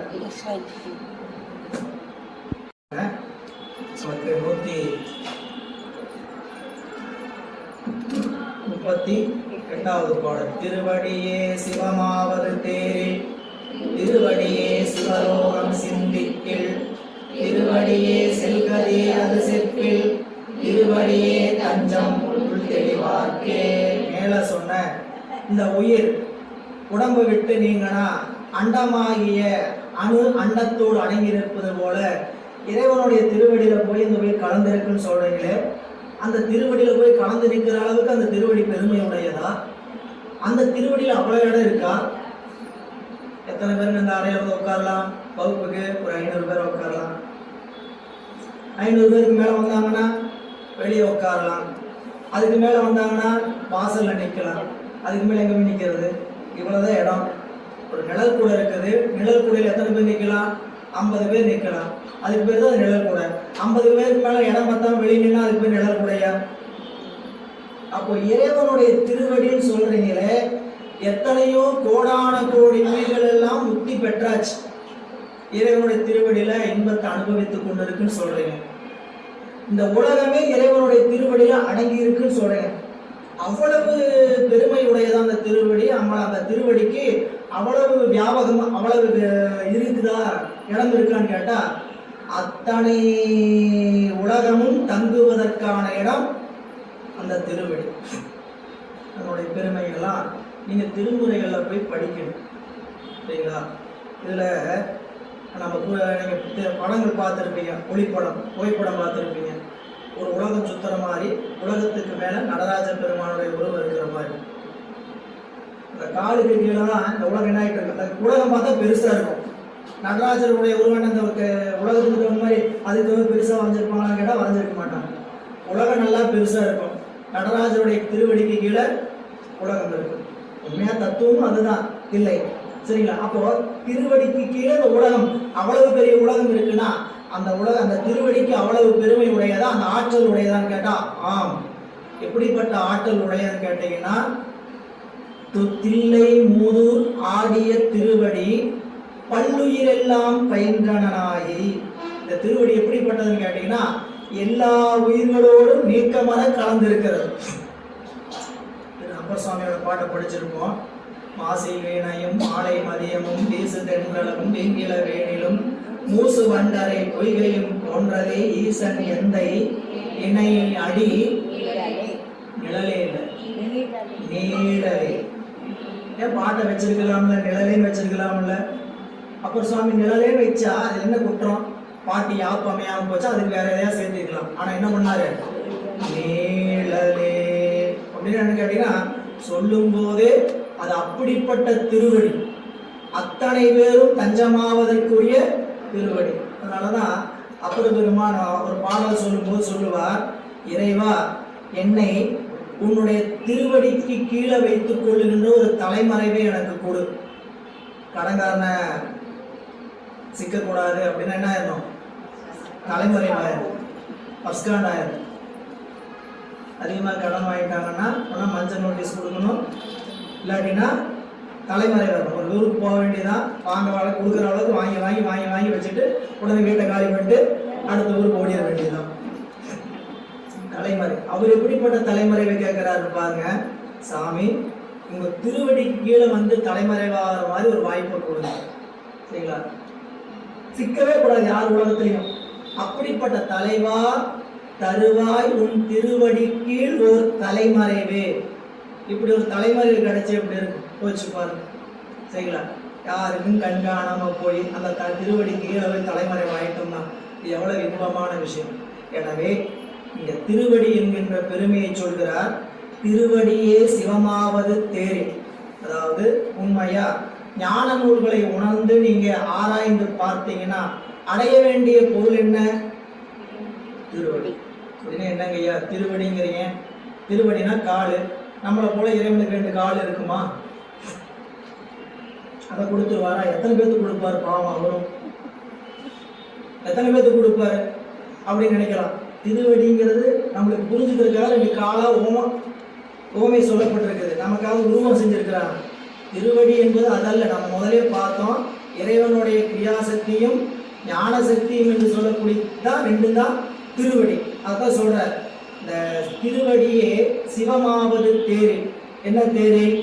உண்மை நூல்களை தெரிந்தெடுத்து அவற்றில் சொல்லப்பட்ட பொருள்களை சிந்தித்து அறுதிட்டு சொல்லும் இடத்து. நல்லா நீங்க தத்துவ நூல்கள் எல்லாம் நல்லா படிச்சீங்கன்னா அதெல்லாம் உண்மையாக ஆராய்ந்து சொல்லுகின்ற இடத்து மெய்ப்பொருளை தம் உள்ளத்தில் ஒரு தலையாக உணர்த்தப்பட்ட வேண்டுவார்க்கு. இல்லைங்க, இப்போ நான் நல்லா ஆராய்ந்து பார்த்துட்டேன், இந்த உலகத்துல அடைய வேண்டிய மெய்ப்பொருள் எது என்று கேட்டு ஆராய்ந்து முடிவு பண்ண நம்மளுக்கு எது இடமாக இருக்குன்னு கேட்டீங்கன்னா சிவபெருமானுடைய திருவடியே சிவமாகும். சிவம்னா என்னன்னு கேட்டீங்கன்னா திருவடிதான் சிவம். அது திருவடினா என்னன்னு சில விளக்கம் சொல்லுவார். அடுத்து திருவடியே சிவலோகம் சிந்திக்கு. சென்று சேர வேண்டிய வீட்டுலகம் இது திருவடியே. முதல்ல சிவபெருமானுடைய இடம்தான், அதாவது பரலோகம்தான் திருவடி சிவம். அடுத்து சொல்றாரு அந்த சென்றடைய வேண்டிய இடம் எதுன்னு கேட்டா திருவடியே. திருவடியே செல்கதிய செப்பில் சென்று சேர வேண்டிய இடமும் அதுதான். அதை விட்டால் உயிருக்கு வேறு பட்டுக்கோடு இல்லை. திருவடியே தஞ்சம். யாருக்கு? உள் தெளிவார்க்கே. உள்ள ஆராய்ந்து பார்த்து நாம் அடைய வேண்டிய பொருள் எது என்று உண்மையாக நினைந்து உள்ள தெளிஞ்சிங்கன்னா எது இடமாக இருக்குன்னு கேட்டீங்கன்னா சிவமாவது திருவடியே, சிவலோகமது திருவடியே, சென்று அடைய வேண்டிய இடம் திருவடியே அப்படின்னு சொல்லுகிறார். அந்த திருவடியினுடைய சிறப்பை பற்றி சொல்லும் பொழுதுதான் நமக்கு சொல்லும் பொழுது இறைவனுடைய ஞான சக்தி கிரியாசக்தி என்றும் 2 சொல்லப்படுவதுதான் என்னதுங்க? திருவடி. அந்த இச்சை இறைவனுடைய இச்சா சக்தி இந்த ஞானத்திலையும் கிரியிலும் கலந்து நிற்கும். ஏற்கனவே ஆரம்ப வகுப்புலேயே உங்களை சொல்லியிருக்கிறேன். இச்சை என்றால் எப்பையும் மாறவே மாறாது இறைவனுக்கு. நம்மை போல இச்சை மாறிக்கொண்டே இருக்காது இறைவனுக்கு. இறைவனுக்கு விருப்பம். இச்சை என்னதுங்க? விருப்பம். இச்சா சக்தியாவது இறைவனுடைய விருப்பம் என்ன? நம்மை ஈடவேற்ற வேண்டும் என்ற ஒரு கருணையை தவிர தினம் தினம் அவருடைய விருப்பத்தை மாற்றிக்கவே மாட்டார். அவரு நம்மை ஈடேற்றுவதற்காக செய்ய வேண்டிய செயலும் யோசிக்கிற அறிவு வேணா மாற்றுவார். சரிங்களா? இப்படி சொன்னா இவன் கேட்க மாட்டேங்கிறான், அடுத்தது எப்படி சொல்லலாம்? இல்ல, நமக்கு வீட்டில் பசங்க பிள்ளைங்க வளர்த்தும் போது ஒரு செய்தியை சொல்கிறோம். அப்படி சொல்லி கேட்கலைன்னா அவங்களுக்கு அடுத்தது வேற எப்படி சொல்லலாம்? புதுசாக யோசிக்கிறோம் இல்லையா? நம்ம மொத்தத்தில் என்ன பண்ணணும்? நாம் சொல்றதான கேட்கணும். இதுதான் விருப்பம். இச்சா சக்திங்கிறது என்ன கேட்டீங்கன்னா நாம் சொல்வதை அவன் கேட்க வேண்டும், அவன் கேட்கணும். கேட்கல நம்ம விருப்பத்தை மாற்றிக்கலாமா? சரி, சொல்றதை விட்டுருவோம், இனிமேல் சொல்றதே ஆகாது அப்படின்னா இருக்கிறது. இச்சை மாறுபடவே மாறுபடாது, விருப்பம் தான் மாறுபடாது. ஆனால் எது மாறும்? ஞானம் அறிவு மாறும், கிரியை செயல் மாறும். எப்படி? இப்படி சொன்னா கேட்கல, அடுத்து என்ன பண்ணலாம்? இப்படி சொல்லுவோம், அப்படி நம்ம அறிவை செயல்படுத்துவோம். இப்படி வச்சா அவன் கேட்கல, அடுத்து இப்படி வைக்கலாம். அப்படி நம்ம என்ன பண்ணணும் கேட்டீங்கன்னா அந்த செயலையும் அறிவையும் மாற்றி செயல்படுத்துவது போல இறைவனும் நம்மை அவனிடத்து கொண்டு வந்து சேர்த்துவதற்கான இச்சையை மாற்றுவதே இல்லை. என்னத்தை மட்டும் மாற்றாரு? தன்னுடைய ஞானம் விருப்பத்தை, அதாவது அறிவை மாற்றுகிற. அறிவு அவருக்கு மாறுறதில்லை. எப்படி இவங்களை சொன்னா கேட்பாங்கன்னு அறிவு என்ன பண்றாருங்க? நுட்பத்தை பயன்படுத்துறாரு, டெக்னிக்கை யூஸ் பண்றாரு. இப்படி சொன்னா கேட்கலையா? சரி, அடிச்சா கேட்காது, என்ன பண்ணது? வெளுத்தா கேட்கும். பொது சொன்னா கேட்கல, அதுக்காக என்ன பண்ணாரு? அடிச்சா கேட்பான்னு அடிக்க வச்சு அடிச்சாரு. அடிச்சாலும் கேட்கல, என்ன பண்ண? பட்டு வெளு இல்லை. அதுதான் அந்த புத்தி சொல்லும்போது நம்ம படிச்சிருக்கிறோம். நம்ம அறிவு சில ஒவ்வொருத்தருக்கும் ஒவ்வொரு மாதிரி புத்தி இருக்கும். சில பேர்த்துக்கு கற்பூர புத்தியா இருக்கும், சில பேருக்கு கறிக்கட்ட புத்தியா இருக்கும், சில பேருக்கு வாழைமட்டை புத்தியா இருக்கும். வாழைமட்டை புத்தியா இருந்தா என்ன பண்றது? சாமி என்ன பண்ணுவாரு? கற்பூர புத்தியா இருந்தா பத்த வச்சு உடனே பத்து சொன்னா கேட்குதுங்களா? சொன்னா கேட்கலைன்னா கறிக்கட்டை.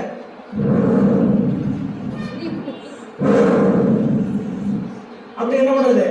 அடிக்கிறது, ஊதி ஊதி அடிக்கிறது. அடிச்சாலும் கேட்கல. வாழைமட்டை புத்தி என்ன பண்றது? நல்லா வெயில போட்டு காய வச்சு தப்புன்னு தப்பி அப்புறம் பத்த வச்சாதான் அது பத்தும். அதுதான் ஒவ்வொருத்தரையும் அவரவருடைய அறிவுக்கு தகுந்த மாதிரிதான் இறைவன் செலுத்துவானே தவிர அவருடைய விருப்பத்தை மாத்திக்க மாட்டார். எந்த பிறப்புல நம்ம செலுத்தலாம்? நாம என்னமோ நினைச்சிட்டு இருக்கோம், ஓ மனித பிறப்புக்கு தான் இவ்வளவு ரிஸ்க் எடுப்பாரோ அப்படின்ட்டு. அப்படிலாம் கிடையாது. நம்ம எந்த பிறப்புல உயிர் சென்று இருந்தாலும் சரி, அந்த பிறப்புல இருந்து நம்மளை மனித பிறப்புக்கு கூட்டிட்டு வரணும். மனித பிறப்புல இருந்து அவருடைய திருவடிக்கு கூட்டுற மாதிரி அறிவு இந்த பிறப்புல கொடுக்கணும். அதற்காக இறைவனுடைய விருப்பம் மாறுவதே இல்லை. அப்படி மாறாமல் இருக்கக்கூடிய விருப்பம் தான் இறைவனுடைய ஞான சக்தியாகவும் கிரியா சக்தியாகவும் திருவடியாக உருவகிக்கப்படுகிறது. காலில் என்ன? ஒரு இடத்துக்கு நம்மளை அழைச்சிட்டு போறது புரியல. அப்ப இறைவன் அவருடைய கைலாயத்துக்கு நம்மளை அழைச்சிட்டு போறதுக்காக என்ன பண்றாங்க? தன்னுடைய ஞான சக்தியும் கிரியா சக்தியும் செயல்படுத்தி விருப்பத்தை நிறைவேற்றுகிறார். அவ்வளவுதான் பாடல். அதனாலதான் கற்றதனால் ஆய பயனின்குள் வாழறிவன் நற்றால் தொழாரெனின் அப்படின்னார். இந்த திருவடியே எல்லாமே நீங்க முதல் அதிகாரம் கடவுள் வாழ்த்து எடுத்தீங்கன்னா எல்லாம் திருவடியை பத்தியே சொல்லிட்டு வருவார். சென்று சேர வேண்டும். அதனாலதான் அப்பர் சுவாமிகள் ஒரு திருவடி தாண்டன்னு ஒரு பாட்டை படிக்கிறதுல வீட்டில் போய் நீங்க படிங்க சரிங்களா. இதெல்லாம் நான் சொல்லும்போது திருவடி தாண்டகம் சொல்றேன்னா எவ்வளவு அருமையா அந்த திருவடியை ரசிச்சு எழுதி இருக்கிறான்னு போய் பாருங்க புரியுங்களா. கணக்கு வழக்கை கடந்த அடிமர். திருவடி எப்படிப்பட்ட திருவடி? கணக்கு வழக்கை கலந்த அடி, அரை மாத்திரையில் அடங்கும் அடிமர். சரிங்களா. என்னங்க அரை மாத்திரையில அடங்கிடுமா? அவ்வளவுதான் அந்த இடமா? அடுத்த வரி சொல்வார், அகலம் அழகிற்பார் இல்ல அடி. முதல் வழியில் என்ன சொல்லுவாரு? அரை மாத்திரை அடங்குன்னு சொல்லுவார். அடுத்த வழியில் என்ன சொல்லுவாங்க கேட்டீங்கன்னா, அளக்கவே முடியாதுங்க அந்த திருவடிமர். அப்படின்னா ரெண்டு எக்ஸ்டென்ஷன் எக்ஸ்ட்ரீம் இல்லை. நீங்க அளக்கவும் முடியாது, அளக்கிறதுக்கு தகுந்த மாதிரி இருப்பார். யாருக்குங்கிறது அவங்க அறிவை பொறுத்து இறைவன் இருக்கின்ற இடம். எனவே ரொம்ப அருமையா சொல்லுவார், கை தொழுவார் காமம் பொய் போகா அடி. யாரெல்லாம் கை தொழுகிறீர்களோ அவர்களுக்கு இன்பத்தை கொடுத்து கொண்டே இருப்பான் அப்படின்னு. எனவே இந்த பாடல திருவடியினுடைய சிறப்பை சொல்கிறார். தெளிவு குருவின் திருமேனி காண்டல், தெளிவு குருவின் திருநாமம் செப்பல், தெளிவு குருவின் திருவார்த்தை கேட்டல், தெளிவு குரு சிந்தித்தல் தானே. கடைசியா நிறைவு செய்கின்ற இடம். இவ்வளவு உபதேசம் செய்து இந்த உபதேசத்தை எல்லாம் நமக்கு செய்தவர் யார்? குருநாதர், ஞானாசிரியர். ஞானாசிரியர்னா என்ன, குருநாதர்னா என்னங்கிறது இந்த பாட்டினுடைய உரையில தான் விளக்கம் சொல்கிறார் உரையாசிரியர். அவ்வளவு அருமையான ஆழமான உரை. குருநாதன் செய்த உபகாரத்தை நாம் மறக்க கூடாது. மறந்தால் உய்தி இல்லாத குற்றம். இந்த குற்றம் எப்படிப்பட்ட குற்றம் அப்படின்னா கழுவாயில்லாத குற்றம். சில துரோகங்கள் எல்லாம் செய்யவே கூடாது. யாருக்கு செய்யக்கூடாது? முதல் துரோகம் யாருக்கு செய்யக்கூடாது? குரு துரோகம். நாம அவருக்கு என்ன போய் துரோகம் செய்ய போறோம்? நாம் நினைப்போம், நாம் என்ன போய் நாங்கள் குருநாதருக்கு என்னங்கயா துரோகம் செய்யறோம்? அவர் சொன்னதை மறந்தோம்னாவே துரோகம் தான். பாடத்தை இல்லை, உபதேசம். பாடத்தையில இங்கிருந்து போகும்போதே உதறிட்டு போக வேண்டியதான். என்ன பண்றது? உபதேசம் எப்படி நெறியில் நிற்க வேண்டும் புரியுதா? அப்படி நெறியில் நிற்க சொல்லி கொடுத்தத குருநாதன் சொல்லி கொடுத்தாலும் குருநாதனை மறக்க கூடாதுன்னா குருநாதரை எல்லாரும் நினைச்சுக்கிட்டே இருக்கிறது இல்லை சரிங்களா. அது ஒன்றும் தவறு இல்லை. ஆனா குருநாதன் சொல்லி கொடுத்த வழிமுறைகளை உபதேசத்தை என்ன பண்ணக்கூடாது? மறக்க கூடாது. இருக்கிறதே யாருடைய சொல்லையெல்லாம் மீறாம அப்படியே கேட்கணும்னு கேட்டீங்கன்னா 3 பேர் சொன்ன சொல்ல அப்படியே கேள்வி கேட்காம மறுக்காம கேட்கணும். முதல் தாய் தந்தை, இரண்டாவது அரசன் சொன்னது, மூன்றாவது குருநாதர் சொன்னது. நெறியில் நிற்கிறவர்களுக்கு முதல் குருநாதர் சொன்னதை ஏன் எதுக்குன்னு கேட்காம என்ன பண்ணணும், அப்படியே கேட்கணும். 8ஆம் நூற்பால இருந்து அதுதான் உங்களுக்கு பதில். 7ஆம் நூற்பா வரைக்கும் தான் ஏன் ஏன் ஏன் கேள்வி கேட்கலாம். நீங்க உங்களுக்கு எல்லா ரைட்ஸ் இருக்கு. 7ஆம் நூற்பாவுக்கு அப்புறம் 8ஆம் நூற்பால குருநாதர் வந்துடுவார். வந்ததுக்கு அப்புறம் ஏன் அப்படி இல்லை கேள்வி. நூற்பாவே அப்படித்தான் இருக்கும். நூற்பாவே எப்படி இருக்குன்னு கேட்டீங்கன்னா, ஐம்புல வேடரின் அயந்தனை வளர்ந்தன தம்முதல் குருவுமாய் தவத்தினில் உணர்த்த விட்டு விட்டுன்றவர் என்ன பண்ணீங்க, விடு. ஏன் சாமியோட கொஞ்ச நாளைக்கு வச்சுக்கூடாதா, விடுங்கிற அப்புறம் நீ கொஞ்ச நாளைக்கு வச்சுக்கிறீங்கிற, விடு அப்படி. 7ஆம் நூற்பா வரைக்கும் நான் யாரு, இறைவன் யாரு, உலகம்னா என்ன, எல்லா தத்துவங்களையும் உணர்ந்த இந்த தத்துவ கூட்டங்கள் எல்லாம் நமக்கு பகைன்னு உணர்ந்தாச்சு. அதுக்காக தத்துவ கூட்டம்லாம் உறவுன்னு ஆசை இருக்கா? அடுத்த அதிகாரத்தை சொல்ல போகுது. யார் யாருக்கெல்லாம் இந்த உலகமும் தத்துவ கூட்டமும் பாசம் எனக்கு அது வேணும்னு நினைக்கிறோமோ அதுக்கு தான் அதுக்கு அடுத்த அதிகாரம். அடுத்த அதிகாரம் அடுத்த நமக்கு பதிகம். அடுத்த பதிகம் என்ன வரப்போகுதுன்னு கேட்டீங்கன்னா, அதுக்கு தான் சொல்ல போற. இந்த உலகம் எப்படிப்பட்டது, இது மேல நீ உண்மையிலேயே உனக்கு இது வேணும்னு தோணுதா அப்படின்னு. எனவே இந்த சொல்லுகின்ற பொழுது சொல்கிறார், தெளிவு குருவின் திருமேனி காண. அதுக்கு உரையாசிரியர் முன்னுரை சொல்றார், வெத்த நிலை நீங்கும் பருவத்து சிவன் குருவாய் வந்து. இந்த வெத்த நிலை நமக்கு நீங்க போற காலம். இப்ப வெத்த நிலையில் இருக்கும்போது, வெத்த நிலைங்க கருவிகளோடு கூடி கட்டுப்பட்டு நிற்கிற நிலைக்கு பேரு வெத்தம். இதை விட்டு நீங்கினீங்கன்னா சுத்தம். இப்ப நீங்கிற நிலை வருகின்ற காலத்து குருநாதர் வந்துடுவார். வந்து தனது திருவடி ஞானத்தால் ஞானத்தை வழங்குவான். இறைவன் தனக்குள் இருக்கக்கூடிய அந்த அருட்தன்மையை நாம அறிய வேண்டும் என்பதற்காக உபதேசத்தின் வாயிலாக என்ன பண்ணுவாங்க, கொடுப்பார். அப்படி கொடுத்து அத்திருவடி ஞானத்தை நாம் பெற்ற பின், திருவடி ஞானத்தை பெற்ற பின்னா உபதேசத்தை பெற்றாச்சு. யாரெல்லாம் குருநாதர் வாயிலாக காதல் உபதேசம் வாங்கியாச்சோ கன்ஃபார்ம் லிஸ்ட், கன்ஃபார்ம் சீட் போட்டாச்சு. நீங்க திருக்கைலாயத்துக்கு கன்ஃபார்ம் டிக்கெட் போட்டாச்சு. எவ்வளவு கால இடைவெளிங்கிறது அவங்க செய்யற தவத்தை பொறுத்து. சரிங்களா? சொன்ன மாதிரி தவம் செஞ்சோம்னா இந்த ஒரு பிறப்போட வேலை முடிஞ்சு போச்சு. இல்லை அப்படின்னா என்ன பண்ணலாம், மீண்டும் இங்க வர வேண்டிய வேலை இல்லை, இந்த உலகத்துக்கு வர வேண்டிய குருநாதர்ட்ட காதல் உபதேசம் பெற்றாச்சுன்னா இந்த உலகத்துக்கு நாம் வர வேண்டிய வேலை இல்லை. மேல மேல இருக்கக்கூடிய உலகங்கள்ல சென்று இந்த உலகம் தான் தவம் செய்யறதுக்கு தடை பண்ணும், ஒரு சந்தேகம் வேண்டாம். இந்த உலகத்தில் இருக்கிற வரைக்கும் தவம் செய்வதற்கு கட்டாயம் தடை செய்யும். அதனாலதான் நம்பி ஆரூரர் பெருமான பூமிக்கு போன இறைவன் உத்தரவு போட்ட போது கலங்கி நிற்கிறார். கைகளஞ்சலி கூப்பி கலங்கினான். சாமி கீழே போப்பானே அப்படின்னு உத்தரவு போட்டார். சரி, அவருக்கு உத்தரவு போட்ட காரணம் பெரியவானத்தில் படித்தோம். திருத்தொண்ட தொகை தருவதற்காக மாதர் மேல் மனம் வைத்தார்னு சொல்லி காரணத்தை எழுதி, இந்த குற்றத்திற்காக நீ பூமிக்கு அனுப்பப்படுகிறாய். என்ன குற்றத்துக்காக அனுப்பப்படுற, இந்த குற்றத்துக்காக அனுப்பப்பட பூமிக்கு அனுப்பப்படுகிறாய் சொன்னார்.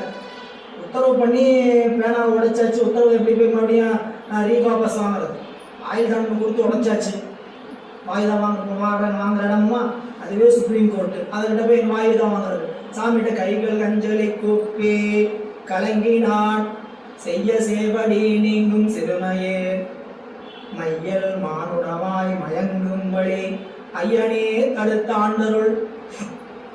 சாமி பூமிக்கு போற, பூமி என்ன செய்யும், மயக்கம் செய்யும். நான் ஏதாவது மயங்கி நின்னா தடுத்தாட்கொள்ளுங்க அப்படின்னு ஒரு விண்ணப்பத்தை ரெக்கமெண்டேஷன் சிபாரிசு எடுத்து கொடுத்துட்டு வருகிறார். அதுபோல இங்க அப்போது நிகழ்வன, அதாவது ஞானத்தை பெற்ற பின், எதுக்கு சொல்ல வந்தேன்னு கேட்டீங்கன்னா, குருநாதன் உபதேசத்தை பெற்ற பின் நிகழ்வனை இவை எனவும் முறைப்பட கூறி முடித்தவன். நம்மளுக்கு என்னென்னலாம் இதுவரை முடிச்சுக்கிறாரு கேட்டீங்கன்னா, குருநாதன் வழியாக திருவருளும், திருவருளை நமக்கு திருவடி ஞானத்தை குருநாதன் உபதேசத்தின் வாயிலாக கொடுத்து அந்த சாதனத்தில் நிற்கக்கூடிய நிலையை சொல்லி, அப்படி நின்று பிறகு என்ன நிகழும் அப்படின்னு கேட்டீங்கன்னா, அப்பேறு அனைத்தையும் வழங்கிய குருமூர்த்தியை மறத்தல் பெரிதும் உய்தி இல்லாததோ குற்றமா. இப்படி நமக்கு உபதேசம் செஞ்சு நமக்கு உதவிய குருநாதருடைய உதவிய மறப்பது உய்தியில் குற்றமா. ஆதலின் அக்குற்றத்திற்கு ஆளாகாது என்றும் அக்குருமூர்த்தியை மறவாது சிவமெனவே கண்டு வழிபட வேண்டும் என்பதை வலியுறுத்துகின்றார். இந்த பாடல் என்ன வலியுறுத்துகிறார்? குருநாதரை சிவமென கண்டு வழிபாடு செய்ய வேண்டும். யாருக்கு குருநாதரை சிவமாக காண முடியும், யாருக்கு காண முடியாது என்பதை பாட்டுடைய அடுத்த குறிப்புகளை சொல்ல போறார். அதாவது இந்த பாடல் ரொம்ப எளிமையா அடிக்கடி கேட்ட பாடல் தான். ஆனா இங்க என்ன நுட்பம் சொல்றாருன்னு பாருங்க. ஞான குருவினுடைய திருவுருவை சிவனது அருத்திருமேனியாகவே காண வேண்டும். இதில் உட்கார்ந்துருக்கிறது யாரு? சிவம், குரு அல்ல. சரிங்களா? நமக்கு திருக்கோயிலுக்கு போறோம், திருக்கோயில போய் திருவுருவத்தை பார்த்தோம்னா அங்க அமர்ந்திருப்பது யார்? என்னுடைய குருநாதன், என்னுடைய குருநாதன். அப்ப காணுகின்ற பொழுது குருநாதனை சிவமாக காண வேண்டும். சிவத்தை காணும் போது இந்த சிவன் தான் இந்த குரு தான் இந்த சிவத்தை எனக்கு இப்படி காட்டி கொடுத்தார் அப்படின்னு உணர வேண்டும். இல்லைங்களா? அப்போ சிவனுடைய குருவே சிவனென கூறினன் நந்தி. இல்ல நீங்க ஒரு பாடல் நாம் படிச்சிருக்கிறோம். அடிக்கடி குருமரபு பாடும்போது தந்தை தாய் ஆவானும் சார்கதி இங்கு ஆவானும் அந்தமிழா இன்பம் ஆவானும் எந்த உயிர் ஆகுவானும் சரண் ஆகுவானும் அருட்கோணாகுவானும். குருநாதன் எப்படிப்பட்டவன்? நமக்கு என்னென்ன உறவு? எல்லா உறவும் அவர்தான். தந்தைதாய் அவர்தான். இல்ல நீ இப்போ அப்பாவை அப்பான்னு பார்த்தீங்கன்னா பந்தம், அப்பாவை சிவமா பார்த்தீங்கன்னா பந்தம் இல்லை. சாமி அப்பர் சுவாமி அப்படிதான் பார்த்தார். சரிங்களா? தந்தை தாய் எல்லாவற்றையும் யாரா பார்த்துட்டாரு?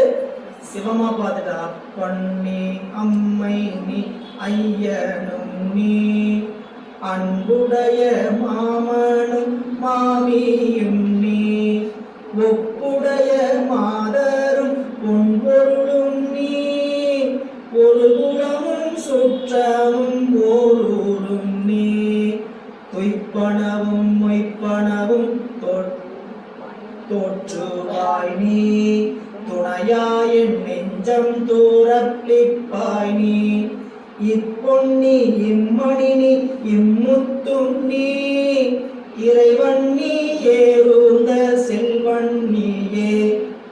எல்லாம் அவ்வளவுதான். தாயும் நீயே, தந்தை நீயே, சங்கரனே அப்படின்னு ஞானசம்பந்த பெருமான் எல்லாருமே அப்படிதான் பார்த்தாங்க. மாணிக்கவாசு அம்மையே அப்பா ஒப்பிலா மணியேனர் யார் சொல்லல. சுந்தரமூர்த்தி நாயனார் சொல்ற தாயுமா எனக்கு அப்படின்னு சொன்னார். அப்போ ஏழிசையாய் இசைப்பயனாய் என்னுடைய தோழனுமாய் எல்லாமே யாரா இருந்தாங்க? சிவபெருமான் இருக்கு. அப்போ அப்படி பார்த்தால் பந்தம் என்பது இல்லை. பார்க்கலைன்னா தாயை தந்தையாய் தந்தைய நம்மளுடைய உறவா நம்மளுடைய மறக்க முடியாத பொருளா பார்த்தோம்னு என்ன பந்தம். சரிங்களா? ஒரு வீட்டில் ஒரு அன்பர் ஐயா சொல்றாரு, நாங்கள் 2 பேரும் இப்போ சிவான் தான் கூப்பிட்டுக்கிறோம். வீட்டில் மனைவியும் கணவனும் 2 பேரும் சிவனடியார். 2 பேரும் என்னன்னு கூப்பிட்டுக்கிறாங்க?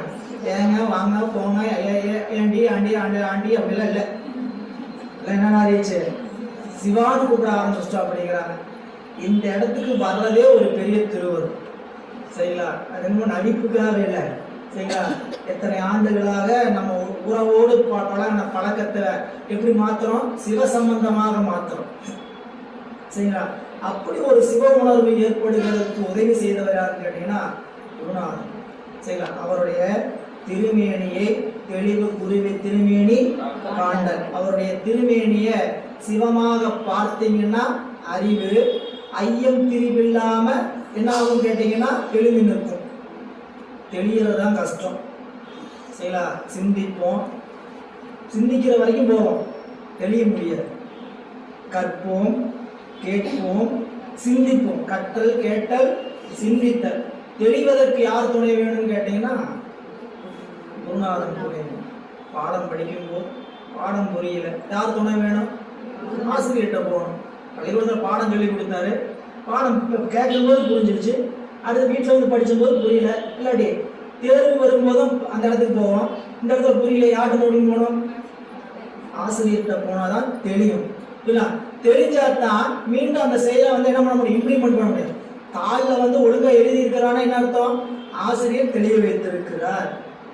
அதனால நான் மாணவர்களுக்கு சொல்லும்போது எப்பயுமே மாணவர்கள் உங்களுக்கு இல்லை சரிங்களா, நம்ம ஆசிரியர் மாணவர் அது வேற சரிங்களா, இது அன்பர்கள் சரிங்களா. இந்த உறவு அன்பர்கள் என்கின்ற வகையில் பள்ளியில் மாணவர்கள் பாடம் படிக்கிறாங்கன்னா அந்த தேர்வு எழுதுகின்ற காலம் சரி, அந்த புத்தகத்தை எடுத்து படிக்கும்போது சரி, தன்னுடைய ஆசிரியர் யாரோ அவரை நினைச்சுட்டு அந்த புத்தகத்தை தொடரும்.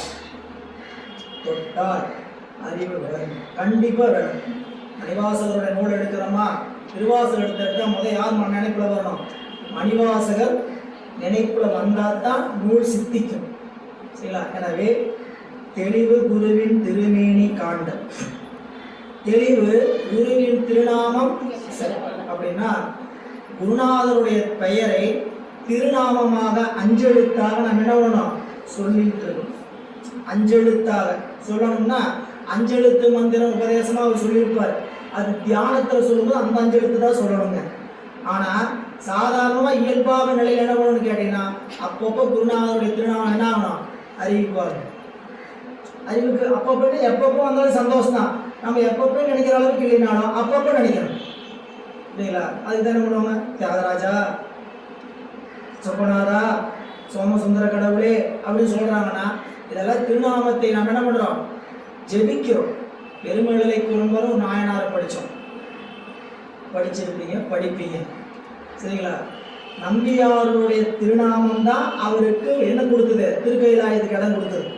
திருக்கைலாயத்துக்கான பாஸ்வேர்டு எதுன்னு கேட்டீங்கன்னா அவருக்கு நம்பியாருடைய திருநாமம். அந்த பாஸ்வேர்டை சொல்லிட்டே போட்டுட்டே இருந்தார். என்ன ஆயிடுச்சு? திறந்தே எல்லாம் ஏகப்பட்ட கேட்டுங்க. இந்த கேம்லாம் போனீங்கன்னா ஒவ்வொரு லெவலாக தாண்டிட்டு போகிற ஒவ்வொரு கேட்டு இருந்துகிட்டு இருக்கு. அந்த கேட்டை தாண்டி போனால் கடைசியை போய் சேர வேண்டிய இடம். ஒரு சிரமமும் படலை. என்ன நாம சொல்கிறோம் ஒரு சிரமமும் படலைன்ட்டு இல்லைங்களா. பெயரை சொல்றதே சொல்லி பார்த்தா தானே தெரியும். நான் முச்சுடன் நாமத்தை மந்திரமா இடைவிடாது சொல்லிக்கொண்டே இருந்தார். அப்படி சொன்னவருக்கு எளிமையாக அட்டமா சித்தி வாய்த்ததினார்.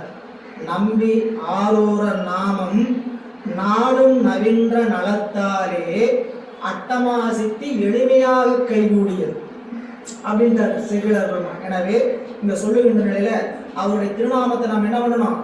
அஞ்செழுத்து போல உச்சரிப்பு. நம்ம மூத்த திருநாவுக்கரசருடைய அதாவது அப்புதடிகளுடைய வரலாறு. அவர் எப்படி குருநாதருடைய திருநாமத்தை வச்சுக்கிட்டாரு? இடைவிடாது எல்லா பொருட்களுக்கும் வச்சார். வீட்டை சுத்தியும் குருநாதருடைய பெயரே எல்லாத்துக்கும் இருந்ததுன்னு என்ன ஆகும்? திருநாவுக்கரசமா இங்க வாமா, ஏப்பா மூத்த திருநாவுக்கரசு இங்க வாப்பா, ஏப்பா இளைய திருநாவுக்கரசு இங்க வாப்பா, ஏப்பா அந்த திருநாவுக்கரசு பஸ்ல மேக்கர் கூட்டிட்டு போப்பா, ஏப்பா தண்ணீர் பந்தல் திருநாவுக்கரசு தண்ணீர் பந்தலுக்கு தண்ணீர் ஊத்தாச்சாப்பா. பேசனா திருநாவுக்கரசர் பேர் தான் எல்லாம் வந்துட்டு இருக்கு.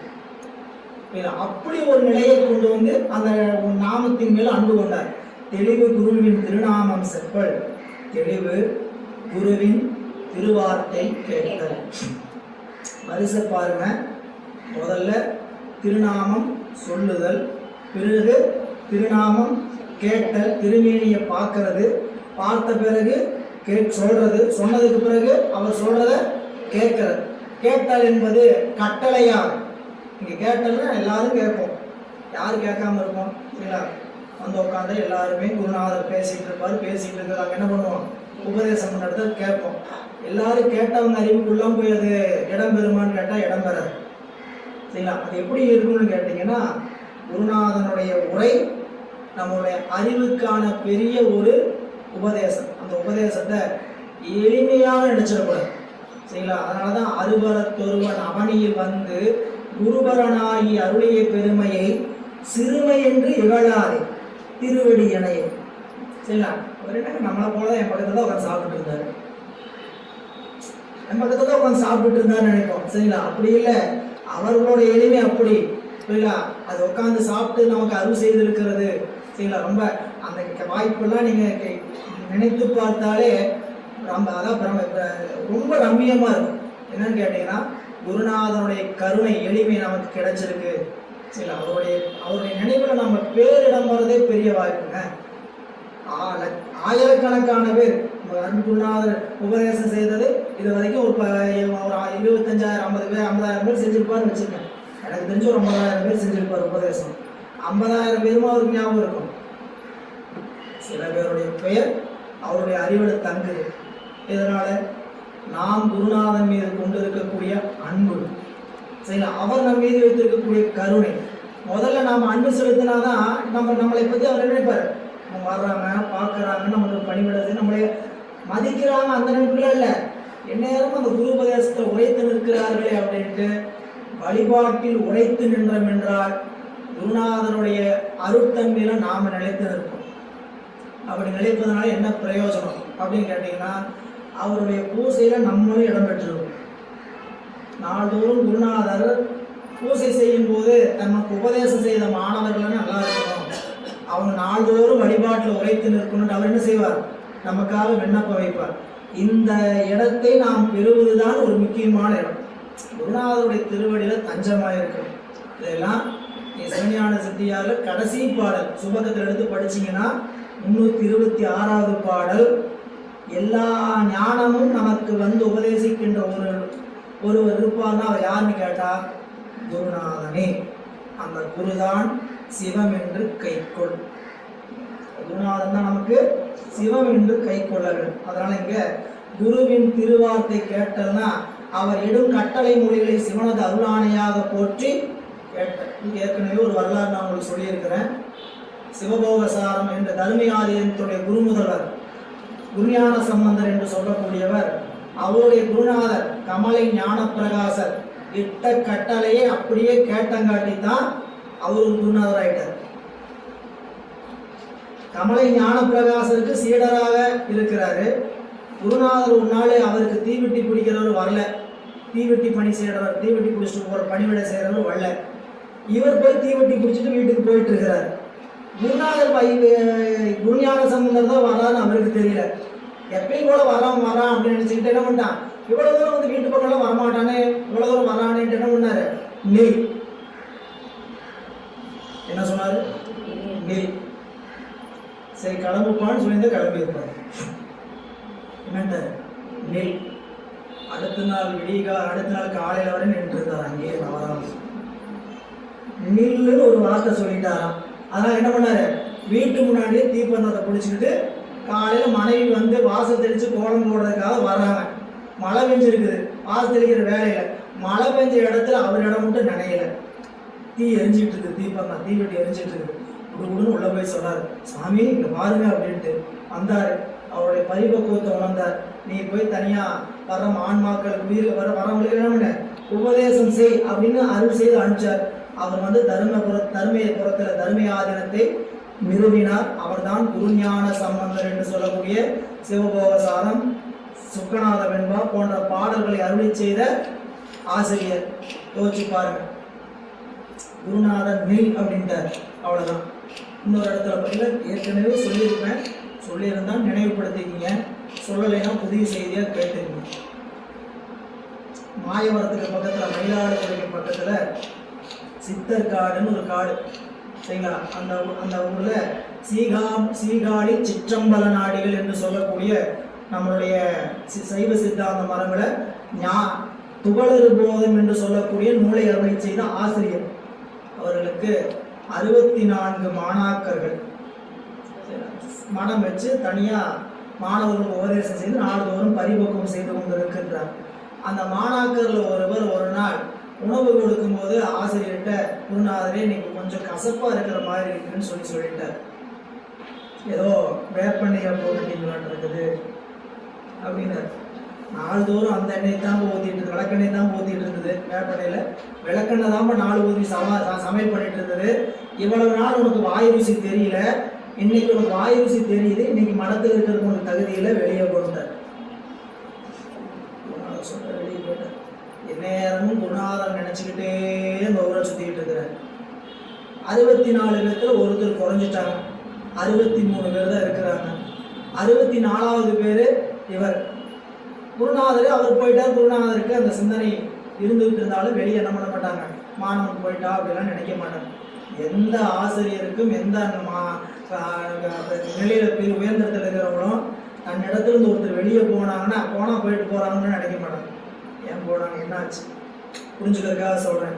திருமந்திரம்னு ஒரு குரூப் இருக்கு. ஒருத்தர் லெஃப்ட் ஆகிட்டாங்க குரூப்ல இருந்து. ஏன் போயிட்டாங்கன்னு தெரியல. நமக்கு ஆசிரியருக்கு என்ன தோணுன்னு கேட்டீங்கன்னா, நீங்களும் 10ஓட போயிடா எதை போயிட்டாங்களான்னு நினைப்பீங்க. ஏதோ என்ன காரணம், அவ்வளோ தூரம் இந்த இடத்து வரைக்கும் வந்துட்டு இருந்து போறாங்களே, சாமி இவ்வளோ தூரம் அவரை கூட்டிட்டு வந்து போறாங்களே அப்படின்னு சிந்தனைகளோ. அப்புறம் ஏதாவது நம்ம ரொம்ப நெருங்கினவங்களா இருந்தாங்கன்னா கூப்பிட்டு கேட்டோம்னா தெரியாம கைவிட்டு வெளியே போயிடுச்சு. அப்போ இப்போ நீங்க சொல்ல வந்தோம்னா, அந்த ஆசிரியர் 63 நாள்தோறும் அந்த 63 பேரோடு நாள்தோறும் அங்கிருந்து உபதேசம் பண்ணி அருள் செய்து கொண்டிருக்கிறார். அவர் இந்த நாளன்று தான் இந்த உலகத்தை விட்டு போறதான் முடிவு பண்றார். சீகாழி சச்சம்பல நாடிகள் இந்த உடம்பை விட்டு என்ன போகணும்னு முடிவு பண்றார். முடிவு பண்ணும்போது அரசர்கிட்ட சொல்றார், நாங்க 64 பேரும் ஜீவ ஒடுக்கம் போக போறோம், எங்களுக்கு என்ன பண்ணுங்க, ஜீவ ஒடுக்கத்துக்கான ஏற்பாடு செய்யனா. தன்னை போல செஞ்சிட முடியாது. 64 பேரும் ஜீவ ஒடுக்கன்னு குளிக்கல போய் தன்னை மூடிக்க முடியாது. அதனால என்ன பண்றாங்க கேட்டீங்கன்னா, குழி தோண்டி அரசர்கிட்ட சொல்லி 64 குழியை வைக்கிறாரு. 63 பேர் உட்கார்ந்தாங்க. குருநாத சிவத்தை நினைந்து 64வது குழியை உட்கார்ந்தாரு. குழியை மூடணும்னு நினைக்கிற நேரத்துல அந்த 64வது மாணவரை நினைத்தார். அந்த ஊர்ல அவர் எங்க இருந்தாரோ தெரியாது. குருநாதர் நினைத்த மாத்திரத்தில் அங்க வந்து அவர் மடியில உட்கார்ந்து அவர் அப்படியே ஜீவ ஒடுக்கமாக செய்த இடம் சித்தற்காடு. இன்னைக்கு போனீங்கன்னாலும் பார்க்கலாம் இந்த வரலாற்றை. 64 பேரும் சமாதி கூடியான வள்ளலாரும் அப்படி தனக்கு நாள் குறிச்சு தான் போய் என்ன பண்ணாரு, குழியில உட்காந்து தன்னுடைய உடம்புல இருந்து உயிரை ஜீவசமாதாக்கிட்டார். இவ்வாறு குருநாதருடைய திருமையினை காண்டல், குருநாதர் சொன்னதை செய்தல், திருநாமத்தை சொல்லுதல், அவருடைய திருவார்த்தையை கட்டளையாக கேட்டல்.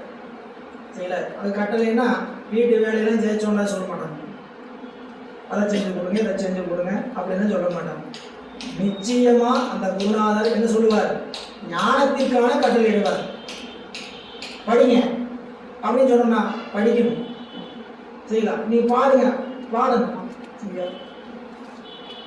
சொன்னாங்கன்னா சரி அப்படின்னு தான் நிற்கணும். அதுதான் அந்த என்னத்துக்கு அப்படி நிற்கணும்னு கேட்டீங்கன்னா, அந்த தன்மைக்கு போகணும்னா அப்படி நின்னாதான். அதனாலதான் தெளிவு குருவின் திருமேனி காண்டல், தெளிவு குருவின் திருநாமம் செப்பல், தெளிவு குருவின் திருவார்த்தை கேட்டல், தெளிவு குரு குரு சிந்தித்தல் தானே. இந்த பாடல்ல கற்றல், கேட்டல், சிந்தித்தல், செப்பல் என்று 4 காண்டல், கேட்டல், சிந்தித்தல், செப்பல் என்று சொல்லுகிறார். இதற்கு கீழே ஒரு விதிமுறை கொடுக்கிறார். என்னன்னு கேட்டீங்கன்னா, ஆசிரியர் எத்தனை வகைப்படுவார்கள்.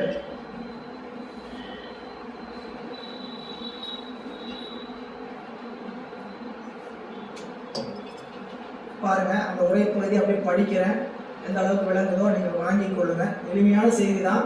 ஏன்னா நம்ம எல்லாருமே குருவா நமக்கு அப்படிங்கிற நிறைய பேருக்கு சந்தேகம் இருக்கு. நாங்கள் யாரைத்தான் குருவா நினைக்கிறது அப்படின்னு நினைத்து வரோம். அதனால அதுக்கான விளக்கம் சொல்லுகிறார் உரையாசிரியர். உலகிற்கு ஆசிரியரும் அடைந்தவர்க்கு ஆசிரியரும் இருமை ஆசிரியரும் என ஆசிரியர் முத்திரப்படுவர். ஆசிரியர் 3 வகை. உலகுக்கு ஆசிரியர், அடைந்தவர்க்கு ஆசிரியர், இருமை ஆசிரியர். இருமை ஆசிரியர்னா அவர் உலகத்துக்கு ஆசிரியராக இருப்பார், அடைந்தவருக்கும் ஆசிரியர். இப்படி ஆசிரியர் முத்திரப்படுவர். அதில் அறம் முதலிய உறுதி பொருள் 4 ஒன்றையாயினும் பலவற்றையாயினும் பற்றி முதலும் வழியுமான நூல்களாயினும் உலக உரைகளாயினும் செய்தோர் உலகிற்கு ஆசிரியர். உறுதி பொருள் 4, அறம் பொருள் இன்பம் வீடு என்று நம்ம முதலே பார்த்தோம். நாம் அடைய வேண்டிய உறுதி பொருள் என்ன, அப்பப்போ கொஞ்சம் நினைவுபடுத்திங்க. அடைய வேண்டிய உறுதி பொருள் என்ன, அறம் பொருள் இன்பம் வீடு. அந்த 4ஐயும் ஏதாவது ஒன்றையாயினும் அல்லது பலவற்றையாயினும் நமக்கு உணர்த்துவதற்காக என்ன செய்திருப்பாங்க, நூல்களையோ அல்லது உரைகளையோ செய்திருப்பார்கள். அவர்கள் என்ன ஆசிரியர், உலகிற்கு ஆசிரியர். அப்படி உலகிற்கு ஆசிரியராக இருக்கக்கூடியவர் யாரான்னு கேட்டீங்கன்னா, திருவள்ளுவர், ஞானசம்பந்தர் போன்றவர்கள் எல்லாம் நமக்கு உறுதி பொருள்களை செய்து கொடுத்திருக்கிறார்கள், உரை செய்து கொடுத்திருக்கிறார்கள். அப்படிப்பட்ட ஆசிரியர். இனி 2வது ஆசிரியர் இனி உறுதி பொருள்களை வரலாற்று முறையால் கேட்டுணர்ந்து தம்மை அடைந்தவர்க்கு அவற்றை கேட்பித்தல் சிந்தித்தல்களை செய்விப்போர் அடைந்தவர்க்கு ஆசிரியர். சொன்னவர் உலகுக்கு அறம்பொருள் இன்பம் வீட்டை தான் அறிந்து அதன் வாயிலாக என்ன செய்திருக்கிறாங்க, உலகிற்கு நூல்கள் வாயிலாக உரைகள் வாயிலாக நூல் எழுதி வச்சுட்டு போயிருக்கிறாங்க. 27 அருளாசிரியர் பெருமக்களும் அவங்க தான். அடுத்தது தன்னை அடைந்தவருக்கு ஆசிரியர் கேட்டீங்கன்னா, இப்போ ஞானசம்பந்த பெருமான் சொன்னதை கேட்டு, திருநாவுக்கரசு பெருமான் சொன்னதை கேட்டு, திருவள்ளுவர் சொன்னதை கேட்டு நமக்கு அதை எடுத்து சொல்வதற்காக ஒரு ஆசிரியர் இருக்கிறார் பாருங்க. அவர் யாருன்னு கேட்டா அடைந்தவருக்கு ஆசிரியர். அப்ப அதுக்கு உதாரணம் யாருன்னு கேட்டீங்கன்னா அருள்நந்தி சிவம், சரிங்களா, திரு கடவுள் உய்ய வந்த தேவநாயனார். இந்த திரு களிற்றுப்படியார் எடுத்து படிச்சீங்கன்னா 14 சாத்திரத்துல அதுல திருக்குறள் இடம்பெறும், சரிங்களா. பல நாயன்மார்களுடைய வரலாறு இடம்பெறும். அப்ப என்ன, அவங்க ஏற்கனவே உலகிலே வாழ்ந்த நாயன்மார்கள் போன்ற அருளாளர்கள் வரலாற்றிலும் தான் அறிந்து கொண்டு அந்த வரலாற்றை நமக்கு என்ன பண்றாங்க, எடுத்து நமக்கு விளக்கமாக நூல் செய்து போயிருக்கிறார். அப்படிப்பட்டவர்கள் அடைந்தவருக்கு ஆசிரியர். அவங்க என்ன செய்வாங்க, கேட்டுணர்ந்து தம்மை அடைந்தவர்களுக்கு அவற்றை கேட்பித்தல் சிந்திப்பித்தல்களை செய்விப்போர் அடைந்தவருக்கு ஆசிரியர்.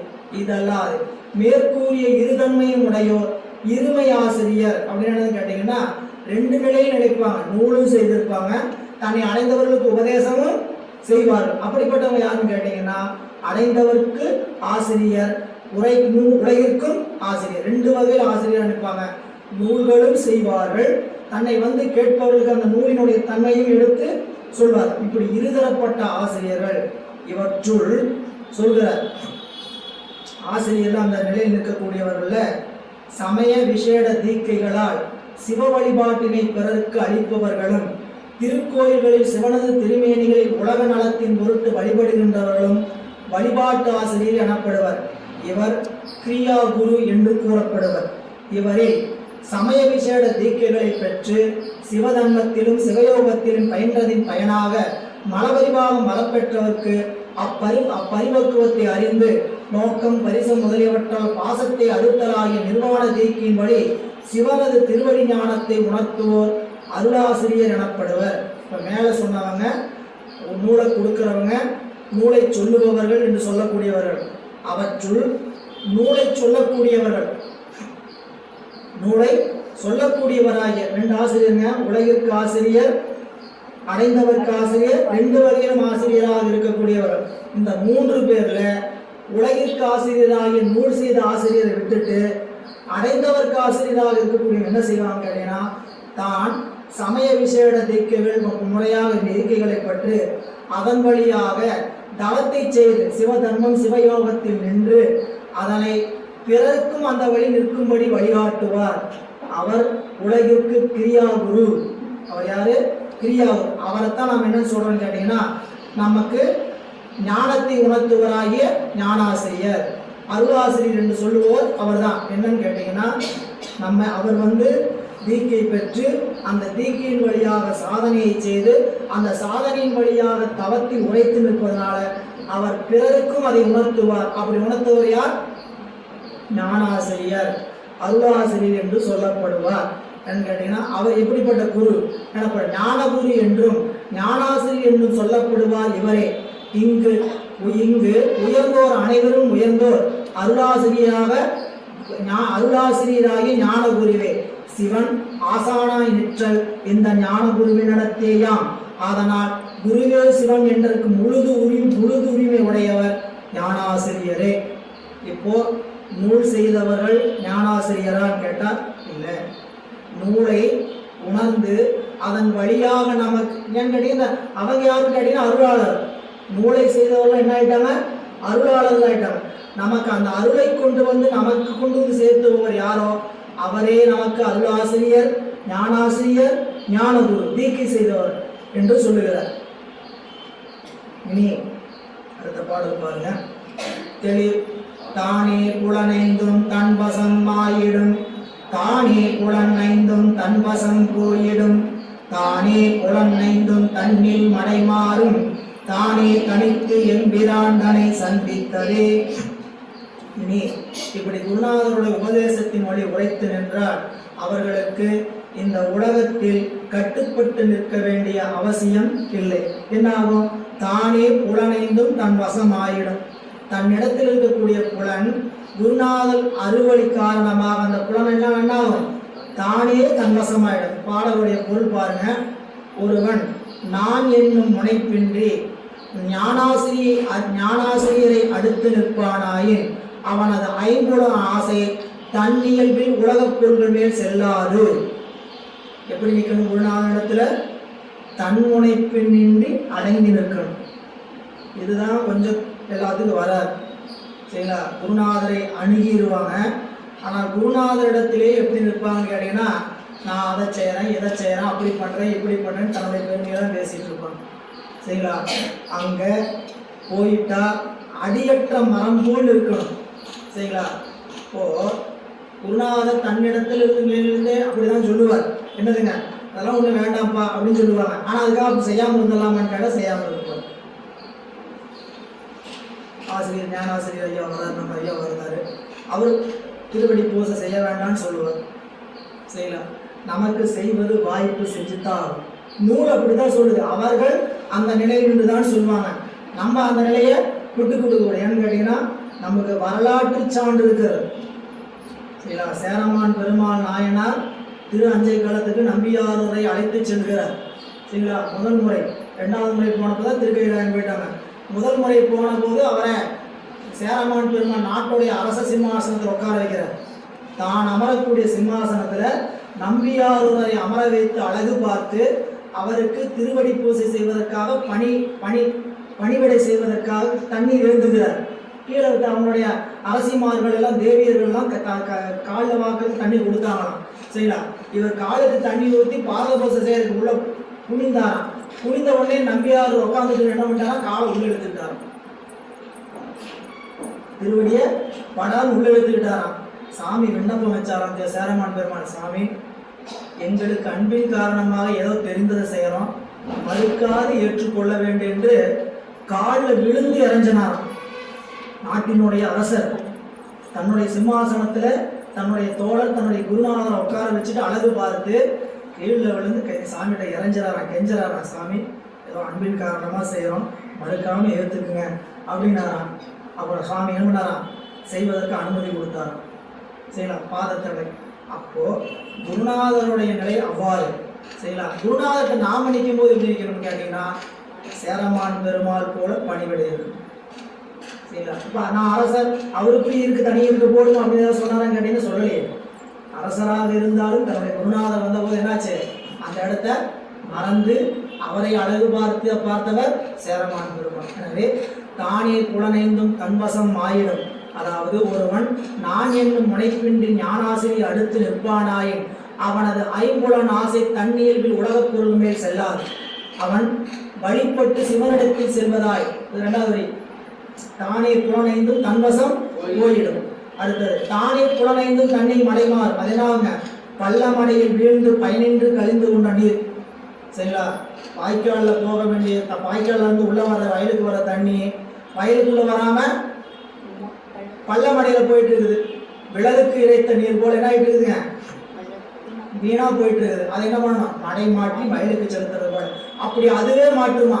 நீங்க இது நாள் வரைக்கும் நாம் என்ன பண்ணிட்டு இருக்கிறோம், நாமளா இது செய்யக்கூடாது அது செய்யக்கூடாதுன்னு நாமளா கட்டுப்பாடு செய்யணும். ஆனா குருநாதனிடத்துல போய் திருவடியில அடங்கி நின்னோம்னா இது என்ன பண்ணுங்களாம், அதுவாகவே பள்ளமடையில் செல்கின்ற வீணாக கழிந்து கொண்டிருந்த வெள்ளம் எப்படி தானே அது திரும்பாதோ அதுபோல ஞானாசிரியர் அடுத்து நின்ற அறிவு என்ன செய்யும் கேட்டீங்கன்னா, அந்த பள்ளமடையில் செல்கின்ற வெள்ளத்தை ஞானாசிரியனுடைய கருணை வயல்ல திருப்பி விடுவது போல நம் அறிவை செம்மைப்படுத்தும் அப்படின்னு காட்டுறார். எனவே தானே தனித்தெம்பிரான் தனி சந்தித்ததே. சந்திப்பது நந்தி தன் திருத்தாலினை, சிந்திப்பது நந்தி செய்ய திருமேனி, வந்திப்பது நந்தி நாமம் என்பாய்மையால் குந்திக்குள் நிற்பது நந்தி பொற்பாதமே. இனி இப்படி இவ்வளவு அருளை செய்த எனக்கு யார், நந்தியம் பெருமான். அவர் தான் அவருடைய குருநாதர். இவ்வளவு நேரம் சொன்னது யார, தன்னுடைய குருநாதர். அவர் எப்படி எங்கிட்ட இருக்கிறாருன்னு கேட்டீங்கன்னா, சந்திப்பது நந்தி தன் திருநகாலினை, சிந்திப்பது நந்தி செய்ய திருமேனி, வந்திப்பது நந்தி நாமம் என்பாமியால் குந்திக்குள் இருப்பது நந்தி பொற்பாதம். 3வது வரைய முதல் பொருள் செய்யணும். நான் எப்பொழுதும் வந்திப்பது நந்தியின் நாமமாகிய நாமத்தையே. நந்தி நாமம் நமச்சிவாயே என்னும் சந்தையாள் தமிழ் ஞான சம்பந்தன் சொல் சிந்தையாள் மகிழ் ஏத்தவல்லார்கள் எல்லாம் வந்த பாசம் அறுப்பார்களே. நந்தி என்பது சிவபெருமானுடைய திருநாமங்க. சரிங்களா? இங்க தன்னுடைய குருநாதர் யாருங்க? நந்தியம்பெருமான். நந்தியம்பெருமான் என்பவரும் சிவபெருமானுடைய உருவத்தை பெற்றவர். சிவபெருமானுடைய உலகத்திலிருந்து இறைவனுக்கு அருகாமையிலிருந்து அந்த பணிகளை செய்து கொண்டிருப்பவர்ன்ட்டு முன்கூட்டியே படித்தோம். நந்தினா யாருன்னா இறைவனுக்கு அருகாமையிலிருந்து அவனோடு கலந்து அந்த இன்பத்தை அனுபவித்துக் கொண்டிருப்பவர். அந்த நந்தியம்பெருமானுடைய நாமத்தை நான் எப்பொழுதும் என் வாய்மையால் என்ன பண்ணிட்டு இருப்பேன்? சொல்லிக் கொண்டிருப்பேன். வந்திப்பது நந்தி நாமம் என் வாய்மையால். நந்தி நாமம் என் வாய்மையால் வந்திப்பது. பாட்டை எப்படி பொருள் செய்யணும்? நந்தி நாமம் என் வாய்மையால் வந்திப்பது. எப்படி? எப்பொழுதும் வந்திப்பது இல்ல. அப்படி வந்திக்கக்கூடிய நான் சிந்திப்பது நந்தி செய்ய திருமேனி. போன பாடல் தெளிவு குருவின் திருமேனி காண்டல், தெளிவு குருவின் திருநாமம் செப்பல், தெளிவு குருவின் திருவார்த்தை காண்டல் சொன்னா இல்லைங்களா? அது அப்படியே என்ன கொண்டு வைக்கிறான்னு கேட்டீங்கன்னா, இப்பொழுது அப்படிப்பட்ட குரு எனக்கு யாருன்னு கேட்ட என்னுடைய நந்தியம்பெருமான். அவருடைய திருநாமத்தை நான் எப்பொழுதும் சொல்லிக் கொண்டிருப்பேன். வந்திப்பது நந்தி நாமம் என்ற வாய்மையால் நந்தி செய்ய திருமேனி எப்பொழுதும் சிந்திப்பது. நான் எப்பொழுதும் சிந்தித்துக் கொண்டிருப்பது என்னுடைய நந்தியினுடைய திருமேனி, தெளிவு குருவின் திருமேனி காண்டல். மூன்றாவது சொல்றார், சந்திப்பது நந்தி தன் திருத்தாளினை. என்னுடைய நந்திய பெருமானுடைய திருத்தாளினை நான் சென்று அடைவேன். சந்திப்பது குந்திக்குள் இருப்பது நந்தி பொற்பாதம். என்னுடைய அறிவுக்குள் நிறைந்திருப்பது நந்தியினுடைய பொற்பாதம். நண்பர்களே, இப்படி சொல்வது எதற்குன்னு கேட்டீங்கன்னா, நாமும் நம்முடைய குருநாதரி அப்படிங்கிறதுக்கான உபதேசம். சொன்னது குருநாதருடைய திருவருளை மறந்தீங்கன்னா அது உய்தி இல்லாத குற்றம். அப்படி சிந்தித்து கொண்டிருந்தா நமக்கு அறிவுல தெளிவு கிடைக்கும் சொன்னார். நமக்கு சொல்றது உபதேசம் என்னன்னு கேட்டீங்கன்னா, நந்தியம்பெருமானாகிய என்னுடைய குருநாதரை நான் எப்பொழுதும் சொல்லிக் கொண்டிருக்கிறேன். அவருடைய திருநாமத்தை, அவருடைய திருமையினை எப்பொழுதும் சிந்தித்துக் கொண்டிருக்கின்றேன். அவருடைய திருவார்த்தை எப்பொழுதும் கேட்டுக்கொண்டிருக்கிறேன். அவருடைய திருவடியை என்னுடைய மனதில் நான் வைத்துக் கொண்டிருக்கின்றேன் என்று சொல்வது நாமும் அவ்வாறு ஒழுக வேண்டும் என்று நமக்கு செய்கின்ற உபதேசம். அப்படி இருந்தால் போதம் தரும் எங்கள் புண்ணிய நந்தியே, போதம் தனி வைத்து புண்ணியராயினார்.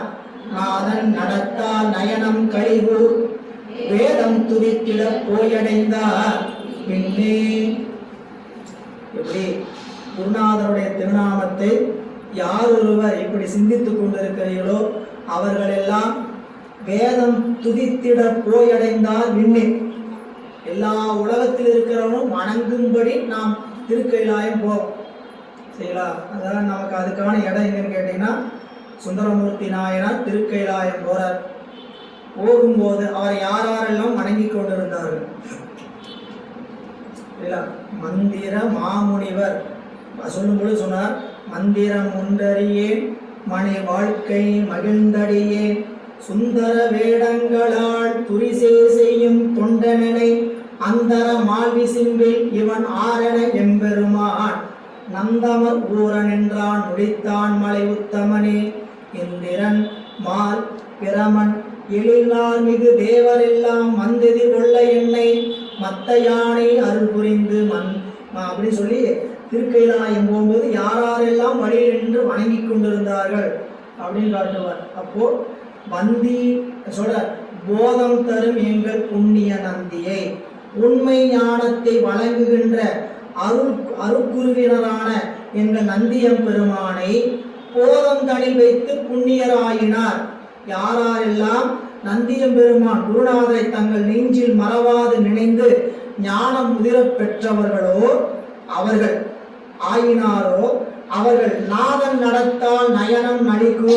அதாவது இவ்வுலகில் சிவபெருமானது ஆனந்த நடனத்தால் கண்ணும் கலிகூற வாழ்ந்து, இந்த உலகத்துல அப்படி அருள் பெற்றவர்கள் எல்லாம் இந்த உலகத்தில் நல்லபடி வாழ்ந்து மண்ணில் நல்ல வண்ணம் வாழ்ந்து வேதம் துதித்திட போயடைந்தார். இவ்வுடம்பு நீங்கிய பின் வேதமும் போற்றுமாறு சென்று பரவழி அடைந்தார்கள். ஏனையோ மீளவும் பிறவிக்கு ஆளாயினார். இதனால் இப்பயனை பெற வேண்டின் பிறரும் அருளுருவான தம் ஆசிரியரை நினைக என்பது குறிப்பச்சமாய் நிற்றல் காண்க என்று இந்த 30 உபதேச பகுதி இந்த அளவில் நமக்கு அறிவுறுத்தி நமக்கு வழிகாட்டுகிறார். இந்த 30 பாடலை நாம் அறிந்து கொண்ட செய்திகள் நம்மளுடைய திருமூல தேவநாயனார் முதல் பாடலிருந்து எங்கும் நிறைந்திருக்கக்கூடிய அந்த பரம்பொருளாகி இருக்கக்கூடிய சிவம் நமக்காக இந்த மண்ணில் இறங்கி வந்து குருநாதர் வடிவில் தோன்றி நம்மளுடைய அறிவில் இருக்கக்கூடிய அழுக்குகளை எல்லாம் நீக்கி அதன் வழியாக செய்ய வேண்டிய சாதனைகளாக செய்யும்படி செய்து அறிவில் திருத்தம் வந்த காலத்து அவரை அறிகின்ற ஞானத்தை கொடுத்து அந்த ஞானத்தின் வாயிலாக வீடு வேட்டை அடைவதற்குரிய சாதனையில் நிற்குமாறு உணர்த்தி அப்படி உதவுகின்ற குருநாதரை நாம் எவ்வாறு காண வேண்டும் என்று அறிவுறுத்தி அப்படி நிற்பவர்கள் இந்த உலகத்திலிருந்து நீங்குகின்ற காலத்து பெருமானுடைய திருவடியில் நீங்காத நிலையான இன்பத்தை பெற்று அனுபவித்துக் கொண்டிருப்பார்கள் என்று இந்த 30 உபதேச பகுதியை காட்டுகின்றார். இந்த அளவில் அந்த செய்தியை நிறைவு செய்துவிட்டு அடுத்த பகுதியாக நமக்கு இருப்பது யாக்கை நிலையாமை என்கின்ற பதிகம். அதிகாரம் எப்படி வேணா வச்சுக்கலாம்.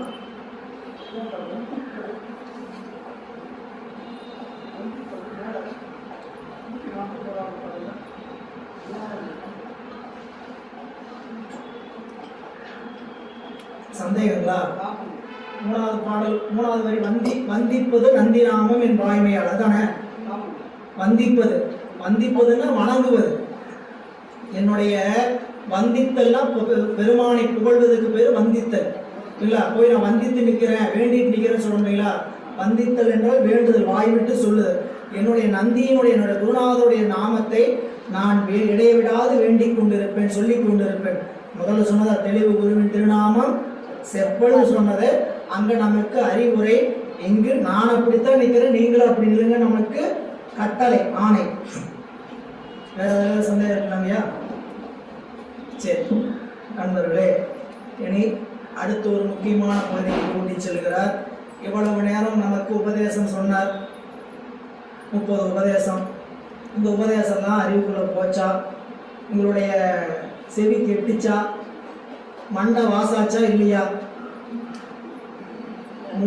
மூளை வாஸ் அவுட் பண்ணாரா இல்லையா அப்படின்னா ஒன்றும் புரிஞ்ச மாதிரி தெரியல, ஒன்றும் கழுவுன மாதிரி தெரியலைங்கன்னா அது அப்படி கழுவ வேண்டுமானால், தெரிய வேண்டுமானால் நாம் எப்படி நிற்கணும், என்ன ஆனா இது சொல்றதெல்லாம் உபதேசமா தெரியும், இல்லாட்டி இது வெறும் வெற்றுரையா தெரியுங்கிறதுக்கான அடுத்த பகுதி. இந்த யாக்கை நிலையாமைன்னு சொல்றாரு. பொதுவா உடம்பு நிலையாமை வரிசையா ஒவ்வொன்றா நிலையாமை சொல்ல போறார். திருமந்திரத்துல மட்டும்தான் தனித்தனியாக நிலையாமை சொல்லப்பட்டிருக்குது. யாக்கை நிலையாமை, செல்வம் நிலையாமை, இளமை நிலையாமை என்று சொல்லப்படும். ஆனால் மற்ற நூல்கள் நீங்க திருக்குறள் எடுத்துக்கிட்டீங்கன்னா பொதுவா என்ன வச்சிருவான்னு கேட்டீங்கன்னா நிலையாமை. நிலையாமை என்றால் கண்ணுக்கு தெரிகின்ற பொருள்கள் எல்லாம் நிலவுதல் இல்லதாம் தன்மை. உலகத்துல நம்ம கண்ணால் காணக்கூடிய பொருள்கள் எதுவாக இருந்தாலும் அது எப்படிப்பட்ட பொருள்? நிலவுதல் இலவாம் தன்மை, நிலைத்திருக்கார். இது யாராவது சொல்லணுமா? தெரியுமா தெரியாத உங்களுக்கு? இவ்வளவு நேரத்தை செலவு பண்ணி இங்கேயே வந்து உட்காந்துருக்கணும் அப்படின்னு கேட்டீங்கன்னா தெரியும், ஆனா உணர முடியாது. வரும் ஆனா வராது அப்படின்னு சொல்ற மாதிரி தெரியும், ஆனா அறிவுக்குள் என்ன பண்ண முடியாது, உணர்க்க முடியாது. அதனால்தான் சொல்லிய பாட்டின் பொருள் அறிந்து சொல்லுவார்னு சொல்றாங்க. சொல்லிய பாட்டின் பொருள் உணர்ந்து சொல்லுவார். 96 வரி திருவாசகம் சிவபுராணம் சொல்றோம். 658 பாடல் படிக்கிறோம், எல்லா நூலும் படிக்கிறோம். இதை படிக்கும்போது எங்க பொருளை அறியாமையா இருக்கிறோம், எல்லாருக்குமே தெரியும். அறியும் போது நமச்சிவாய வாழ்க, நமச்சிவாய வாழ்க, சிவபெருமானுடைய திருநாமம் வாழ்க, அவனுடைய பெயர் வாழ்க, அவனுடைய மந்திரம் வாழ்க, அவனுடைய வடிவம் வாழ்க. சொல்லியாச்சு, பொருள் அறிந்தாச்சா? இதை உணரணுமே. அஞ்செழுத்துடைய வடிவமாக தான் சிவம் இருக்கிறது. 5 எழுத்து பெயர் தான் சிவபெருமானுக்கு. 5 எழுத்து தான் மந்திரம். நாம உணரணுமே. உணரணும்னா என்ன ஆகும்னு கேட்டீங்கன்னா மற்றவற்றை உணர்ந்திருக்கக்கூடிய நிலையெல்லாம் மாறணும். அறிவுகள் என்ன ஆயிருக்குன்னு கேட்டீங்கன்னா ஏற்கனவே நிறைய பதிவுகள் போட்டு வச்சிருக்கிறோம். எந்த பதிவு? உலகத்தை பற்றிய பதிவுகள் நிறைய ஸ்டோரேஜ் பண்ணிட்டோம். டேட்டா ஃபுல் மெமரி என்னாச்சு? ஃபுல். மெமரி ஃபுல்லானா மறுபடியும் சொல்ற மெமரி இது போய் எப்படி ஸ்டோரேஜ் ஆகும்? பாத்திரம் நிறைஞ்சு கிடக்குது. எப்படிப்பா? இப்படி உலக பொருளை பூரா போட்டு நிறைச்சாச்சு. இப்போ ஞானத்தை பத்தி சொல்லிட்டு இருந்தா இது போய் போட போட அந்த பாத்திரத்தில் என்ன ஆயிட்டு இருக்குது? வலிஞ்சு வலிஞ்சு வெளியே போகுது. ஏற்கனவே நிறைஞ்சிருக்குது. நிறைஞ்சதுல கூட ஊத்தனா வலிஞ்சு வெளியே போகுது. என்ன ஆகும்? ஊத்தன பொருளுடைய கலப்பு கொஞ்சம் உள்ள கலந்துட்டு இருக்கும். அதனால என்ன ஆகும்? உள்ள இருக்கக்கூடிய வெற்று தண்ணி ஞான நீரினால் என்ன ஆகும்? கொஞ்சம் ஞான நீரா மாறி இது கொஞ்ச காலம் இல்லாம நீண்ட காலம் ஊத்திக்கிட்டு இருக்க உள்ள இருக்கக்கூடிய வெற்று நீர் முழுக்க வெளியே போய் என்னவா நீரா இருக்கும்? ஞான நீரா. அதுக்கு உள்ள இருக்கக்கூடிய பொருள் வெற்று பொருள், அது ஆகா வழி, ஒண்ணுத்துக்கு உதவாதுங்கிறது நம்ம அறிவில் என்ன ஆகணும்? உணரணும். அதுதான் இங்க சொல்ல வர்றார். யாக்கை நிலையாமை என்றால் என்ன அப்படின்னா அதுக்கு முன்னுரை செய்கிறார் உரையாசிரியர். சிவாகம பொருள்களை பின்னர் விரிப்பார். சிவாகம பொருள்களை பற்றி பின்னாடி விரித்து சொல்லக்கூடிய ஆசிரியர் முதற்கண் அவற்றுள் சிறப்பு பற்றி ஞானபாத பொருள்களையே அவற்றுள்ளும் முக்தி நிலையாகி உண்மை பொருள்களையே தொகுத்து கூறிய நாயனார். இவங்க என்ன சொன்னார்? ஞானபாதத்தில் இருக்கக்கூடிய சிறப்பு பொருள், அது முக்தியை பற்றிய பொருள்லாம் விரித்து கூறிய ஆசிரியர் இவ் அரும்பெரும் பேற்றை பெறுதற்குரிய பிறப்பு. இந்த பிறப்பு எப்படிப்பட்டது? இவ் அரிய பேற்றை பெறுதற்குரிய பிறப்பு மக்கட் பிறப்பே யாகலானும் அதுதானும் நிலையின்றி போவதாலான். இந்த மக்கள் பிறப்பு எப்படிப்பட்ட பிறப்பு? நிலையில்லாமல் அப்படின்னு தெரிந்து கொண்டு அது உள்ள பொழுதே அப்பயனை பெற விரைதல் வேண்டும் அன்றி. இப்ப இதை எவ்வளவு தூரம் சொன்னார். இது எப்படிப்பட்ட பொருள், இதை அடைவது எவ்வளவு சிரமம், இது இப்படி கிடைச்சிருக்கக்கூடிய இந்த மனித பிறப்புலதான் பெற முடியும் அப்படின்னு நாம் என்ன பண்ணணும்? அது உள்ள பொழுதே அப்பயனை பெற விரைதல் வேண்டும் அன்றி அவ்வுடம்பையே பொருளாக கருதி. இந்த உடம்பு இருக்கிறதுக்குள்ள இப்படிப்பட்ட மெய்ப்பொருளை எப்படியாவது பெற்றணும்னு விரையணுமே தவிர அந்த உடம்பையே பொருளாக பற்றுக்கோடாக கொண்டு அவ்வுடம்பையே பொருளாக கருதி அதன் கண் பற்று செய்தல் கூடாது என்பதற்கு முதற்கண் யாக்கை நிலையாமை 25 திருமந்திரங்களால் கூறுகிறார். 25 பாடல்களால் திருவள்ளுவநாயனாரும் இவ்வாறு நிலையாமை பலவற்றையும் அதிகாரத்தில் உணர்த்துகிறார். என்பது நிலையாமையை உணர்ந்தால்தான் மெய்யை உணர முடியும் என்பது விதி. நிலையாமையை உணராத வரைக்கும் இந்த உலக பொருள் மேல இருக்கக்கூடிய பற்று இருக்கிற வரைக்கும் சிவத்தை நம்மால உணர முடியாது. இது உறுதியான சொல். எவ்வளவு நிலையாமை உணர்ந்திருக்கீங்களோ அவ்வளவு சிவத்தை உணரலாம். சுத்தமா போனதுக்கு அப்புறம் தான் தெரியல. இல்லை, கண்ணுல இருள் படலம் பட்டு இருக்குது. இருள் என்னதுங்க? சுத்தி இருளா இருக்குது.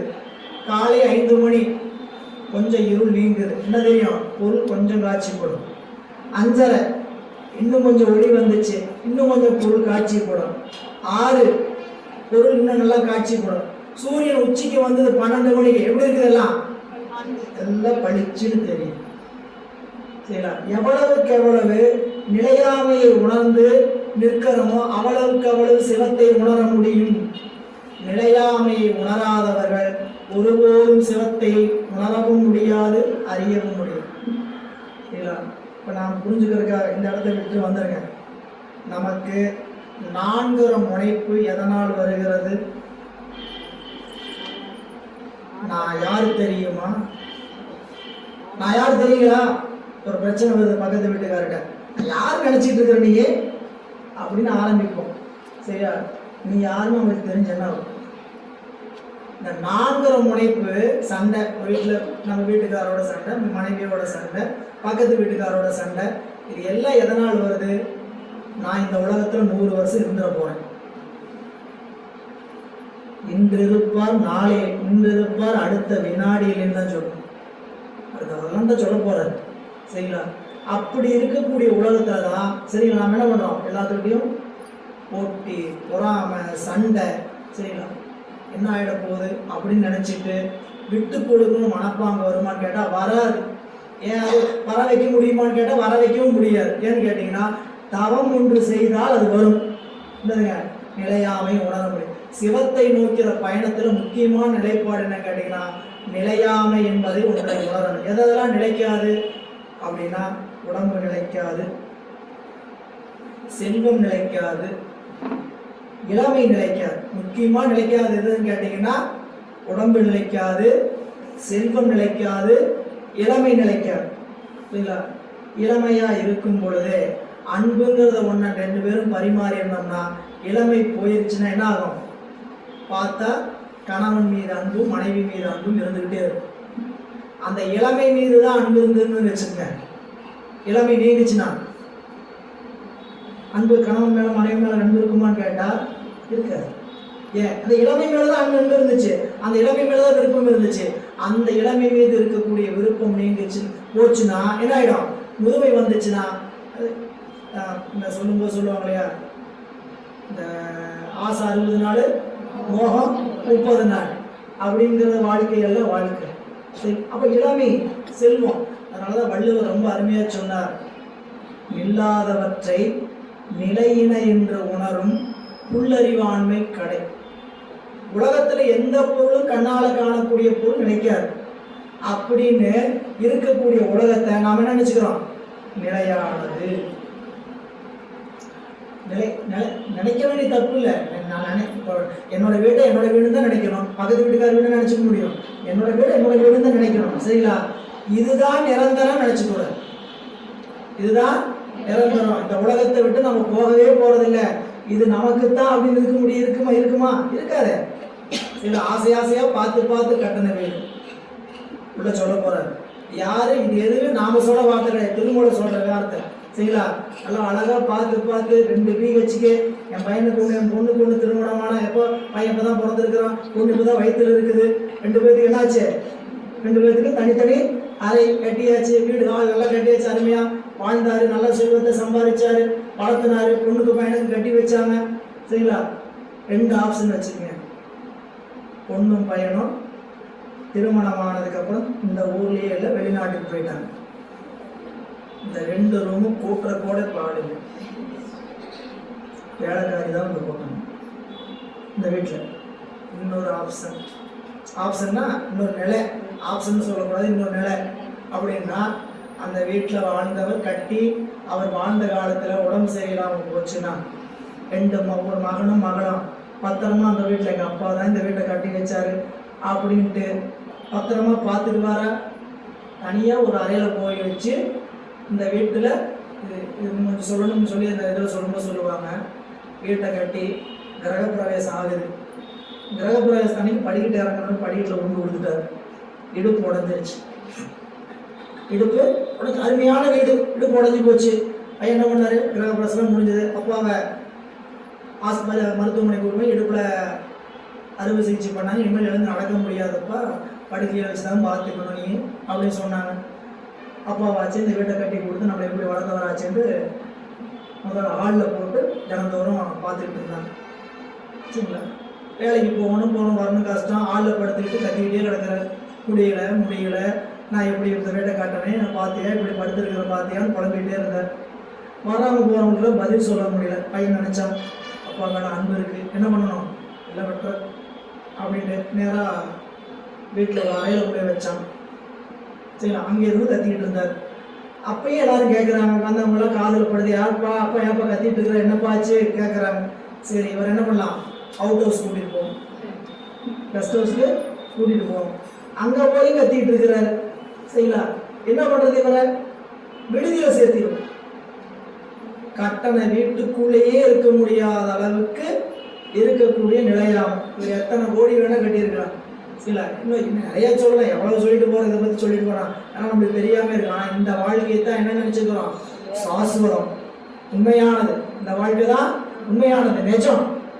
இல்லை, எத்தனை தான் கற்றாலும் நீங்கள் எவ்வளோ சொன்னாலும், இப்போ பாடம் கேட்டு போயிட்டீங்களா, வீட்டுக்கு போனாலும் இந்த நிலையாமை உணர்வீங்களான்னு கேட்டீங்கன்னா உணர மாட்டோம். இல்லை, போனாலே பஞ்சாயத்து ஆரம்பிச்சிடும். சரிங்களா? ஏதோ பஞ்சாயத்து ஆரம்பிக்கிறது இல்லை, போனோன்னு அவங்க ஆரம்பிப்பாங்க, யாரோ ஒருத்தர் ஆரம்பிப்பாங்க, பஞ்சாயத்துக்கு நம்ம பலிகடை ஆகிடுவோம். சரிங்களா? இப்போ இந்த நிலையாமை உணர முடியுமான்னு கேட்டால் உணர முடியாது. ஏன் உணர முடியாதுன்னு கேட்டீங்கன்னா, அறிவு குருநாதன் இடத்துல, குருநாதன் சொன்ன உபதேசத்துல இல்லை. உபதேசத்தின் வழி நின்றால் இந்த நிலையாமை என்பதை நிச்சயமாக உணர்வோம்.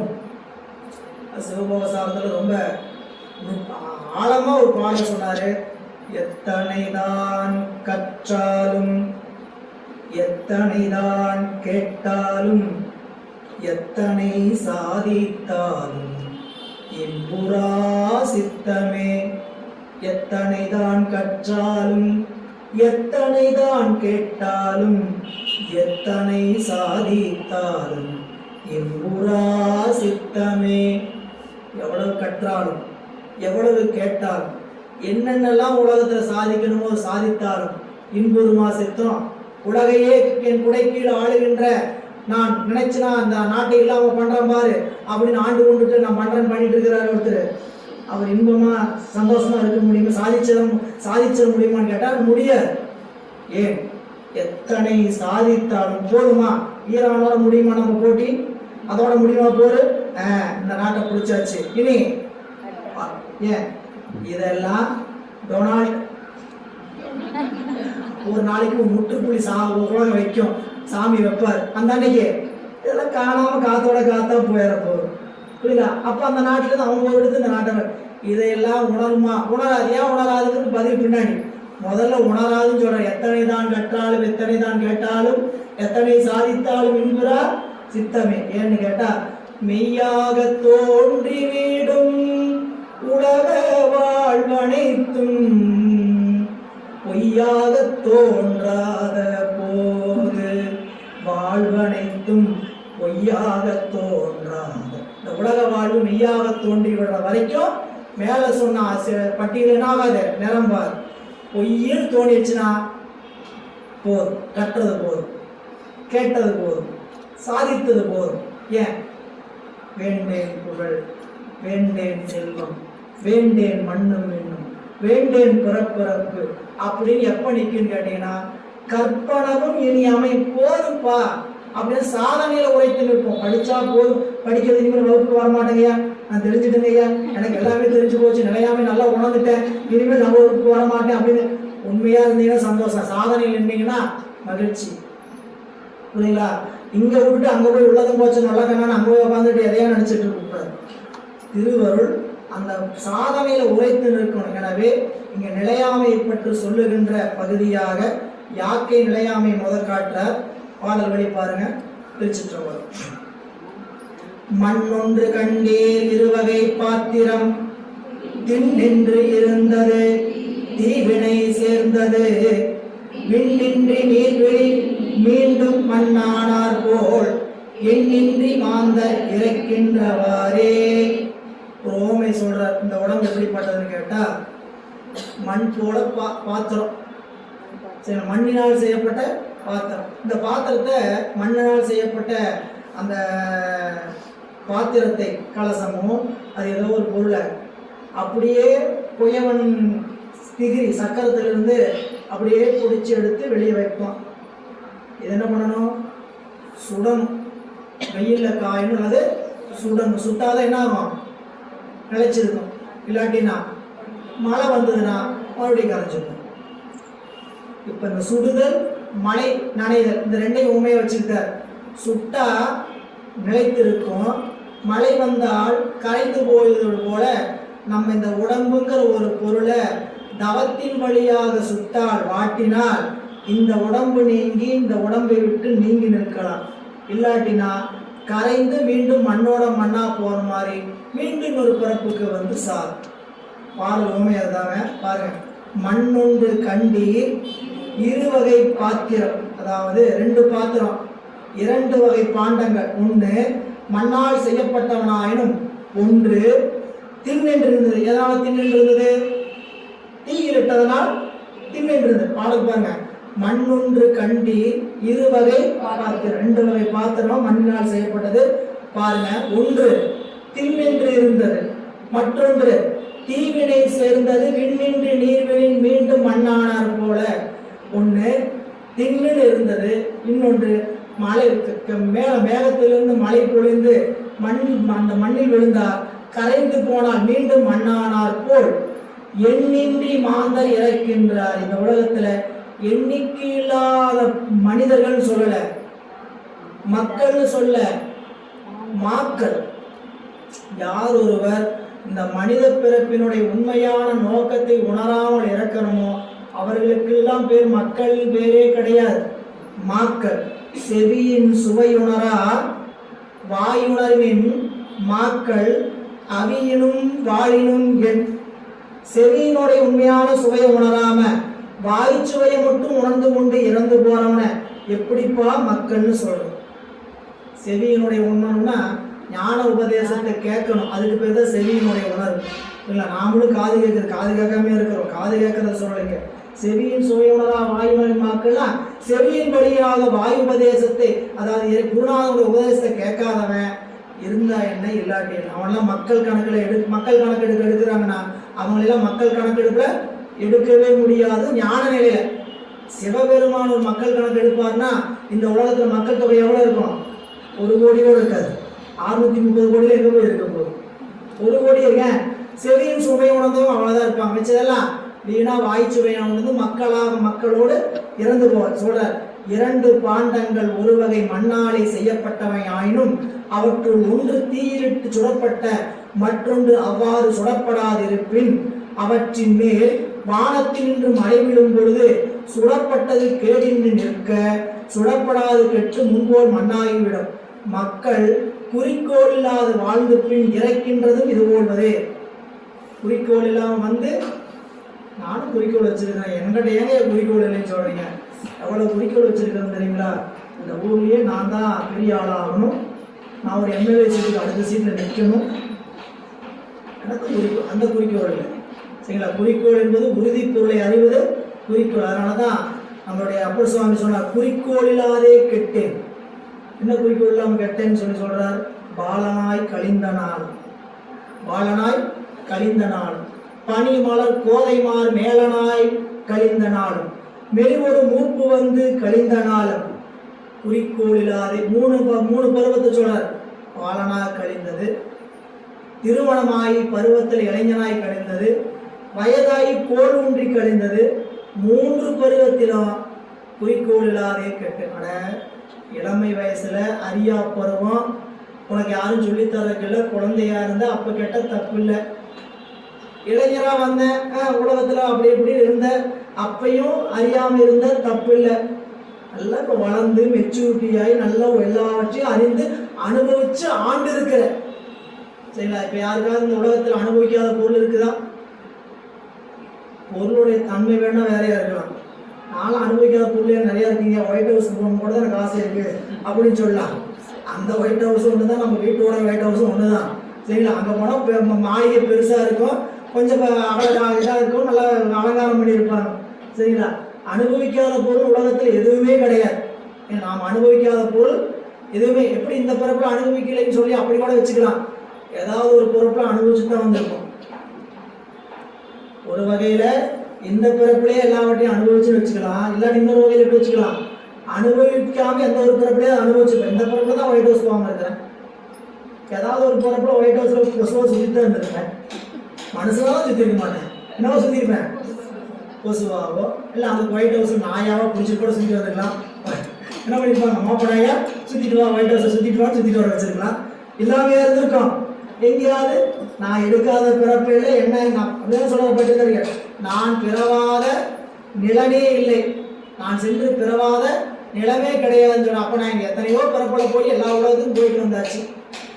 அப்படி இருக்கக்கூடிய இந்த உடம்பை வச்சுக்கிட்டு சொல்ற, குறிக்கோள் இல்லாத வாழ்ந்து பின் இறக்கின்றது இது போல. குறிக்கோள் என்பது மக்கட் பிறப்பின் பயனாகிய மெய்யுணர்வை.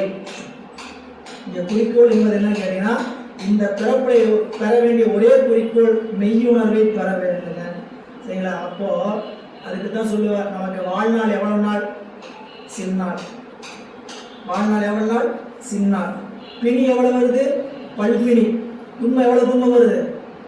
அளவுதான், வாழ்நாளுடைய அளவுதான் எப்படின்னு தெரியல. ஆனா 4 நாள் எந்திரிச்சா என்ன இருந்துட்டு இருக்குது? துன்பம் இருந்து கொண்டே இருக்குது. இதையெல்லாம் நீக்க வேண்டும் என்ற விருப்பம் வர வேண்டாமா? அப்போ இந்த உடம்பு எப்படிப்பட்டதுன்னு முதல்ல தெரிஞ்சுக்கணும். இந்த உடம்பு தின்னுண்டு இருக்கக்கூடிய பாத்திரம் போல, ஒன்று மண் போல கழிந்து போகக்கூடிய பாத்திரம், யார் ஒருவர் இந்த உடம்பு இதற்காகத்தான் கொடுக்கப்பட்டது மெய்ய உணர்வை உணர்கிறோமோ அவர்களுக்கு இந்த உடம்பு விட்டு மீண்டும் காயத்தை நீங்கி இறைவனோட திருவடியை பெறலாம். இல்லாட்டி மண்ணில் நீர் கலக்க அந்த பானைக்களை கரைந்து மண்ணோடு மண்ணாவது போல நாமும் மீண்டும் ஒரு பிறப்பில் வந்து பிறந்து கொண்டேதான் இருப்போம் அப்படின்னு காட்டுறார். அதனாலதான் இந்த பிறப்பை வீணா கழிச்சிடாதேன்னு நிறையா நமக்கு ஞானிகள் கெஞ்சுறாங்க. அவங்களாம் வந்து கெஞ்ச வேண்டிய அவசியமா? யோசிச்சு பாருங்க. அப்பா விட்டுறாதப்பா, நல்ல பிறப்புப்பா, இந்த மனித பிறப்பை விட்டு விடாதே என்கின்றார். மீண்டும் தொடர்ந்த சிந்தனை வரும் வகுப்பில் சிந்திக்கலாம் என்று இன்றைய சிந்தனையை இந்த அளவில் நிறைவு செய்கின்றோம். திருச்சிற்றம்பலம். என்றும் இன்பம் பெருகும் இயல்பினால் ஒன்று காதலித்து உள்ளமும் ஓங்கிட மண்டுடார் அடியார் உணர்வான் புகழ் நின்றதெங்கும் நிலவே உலகெல்லாம் பான்முயல் வளாது வேக மலிவளம் சுரக்க மன்னன் பொன்முறை அரசு செய்க உறவிலாத உயிர்கள் வாழ்க நான்மறை அரண்கள் ஓங்க நற்றவம் வேள்வி மல்க மென்மைகள் செய்வ நீதி விளங்குக உலகமெல்லாம் மென்மைகள் செய்வ நீதி மென்மைகள் செய்வ நீதி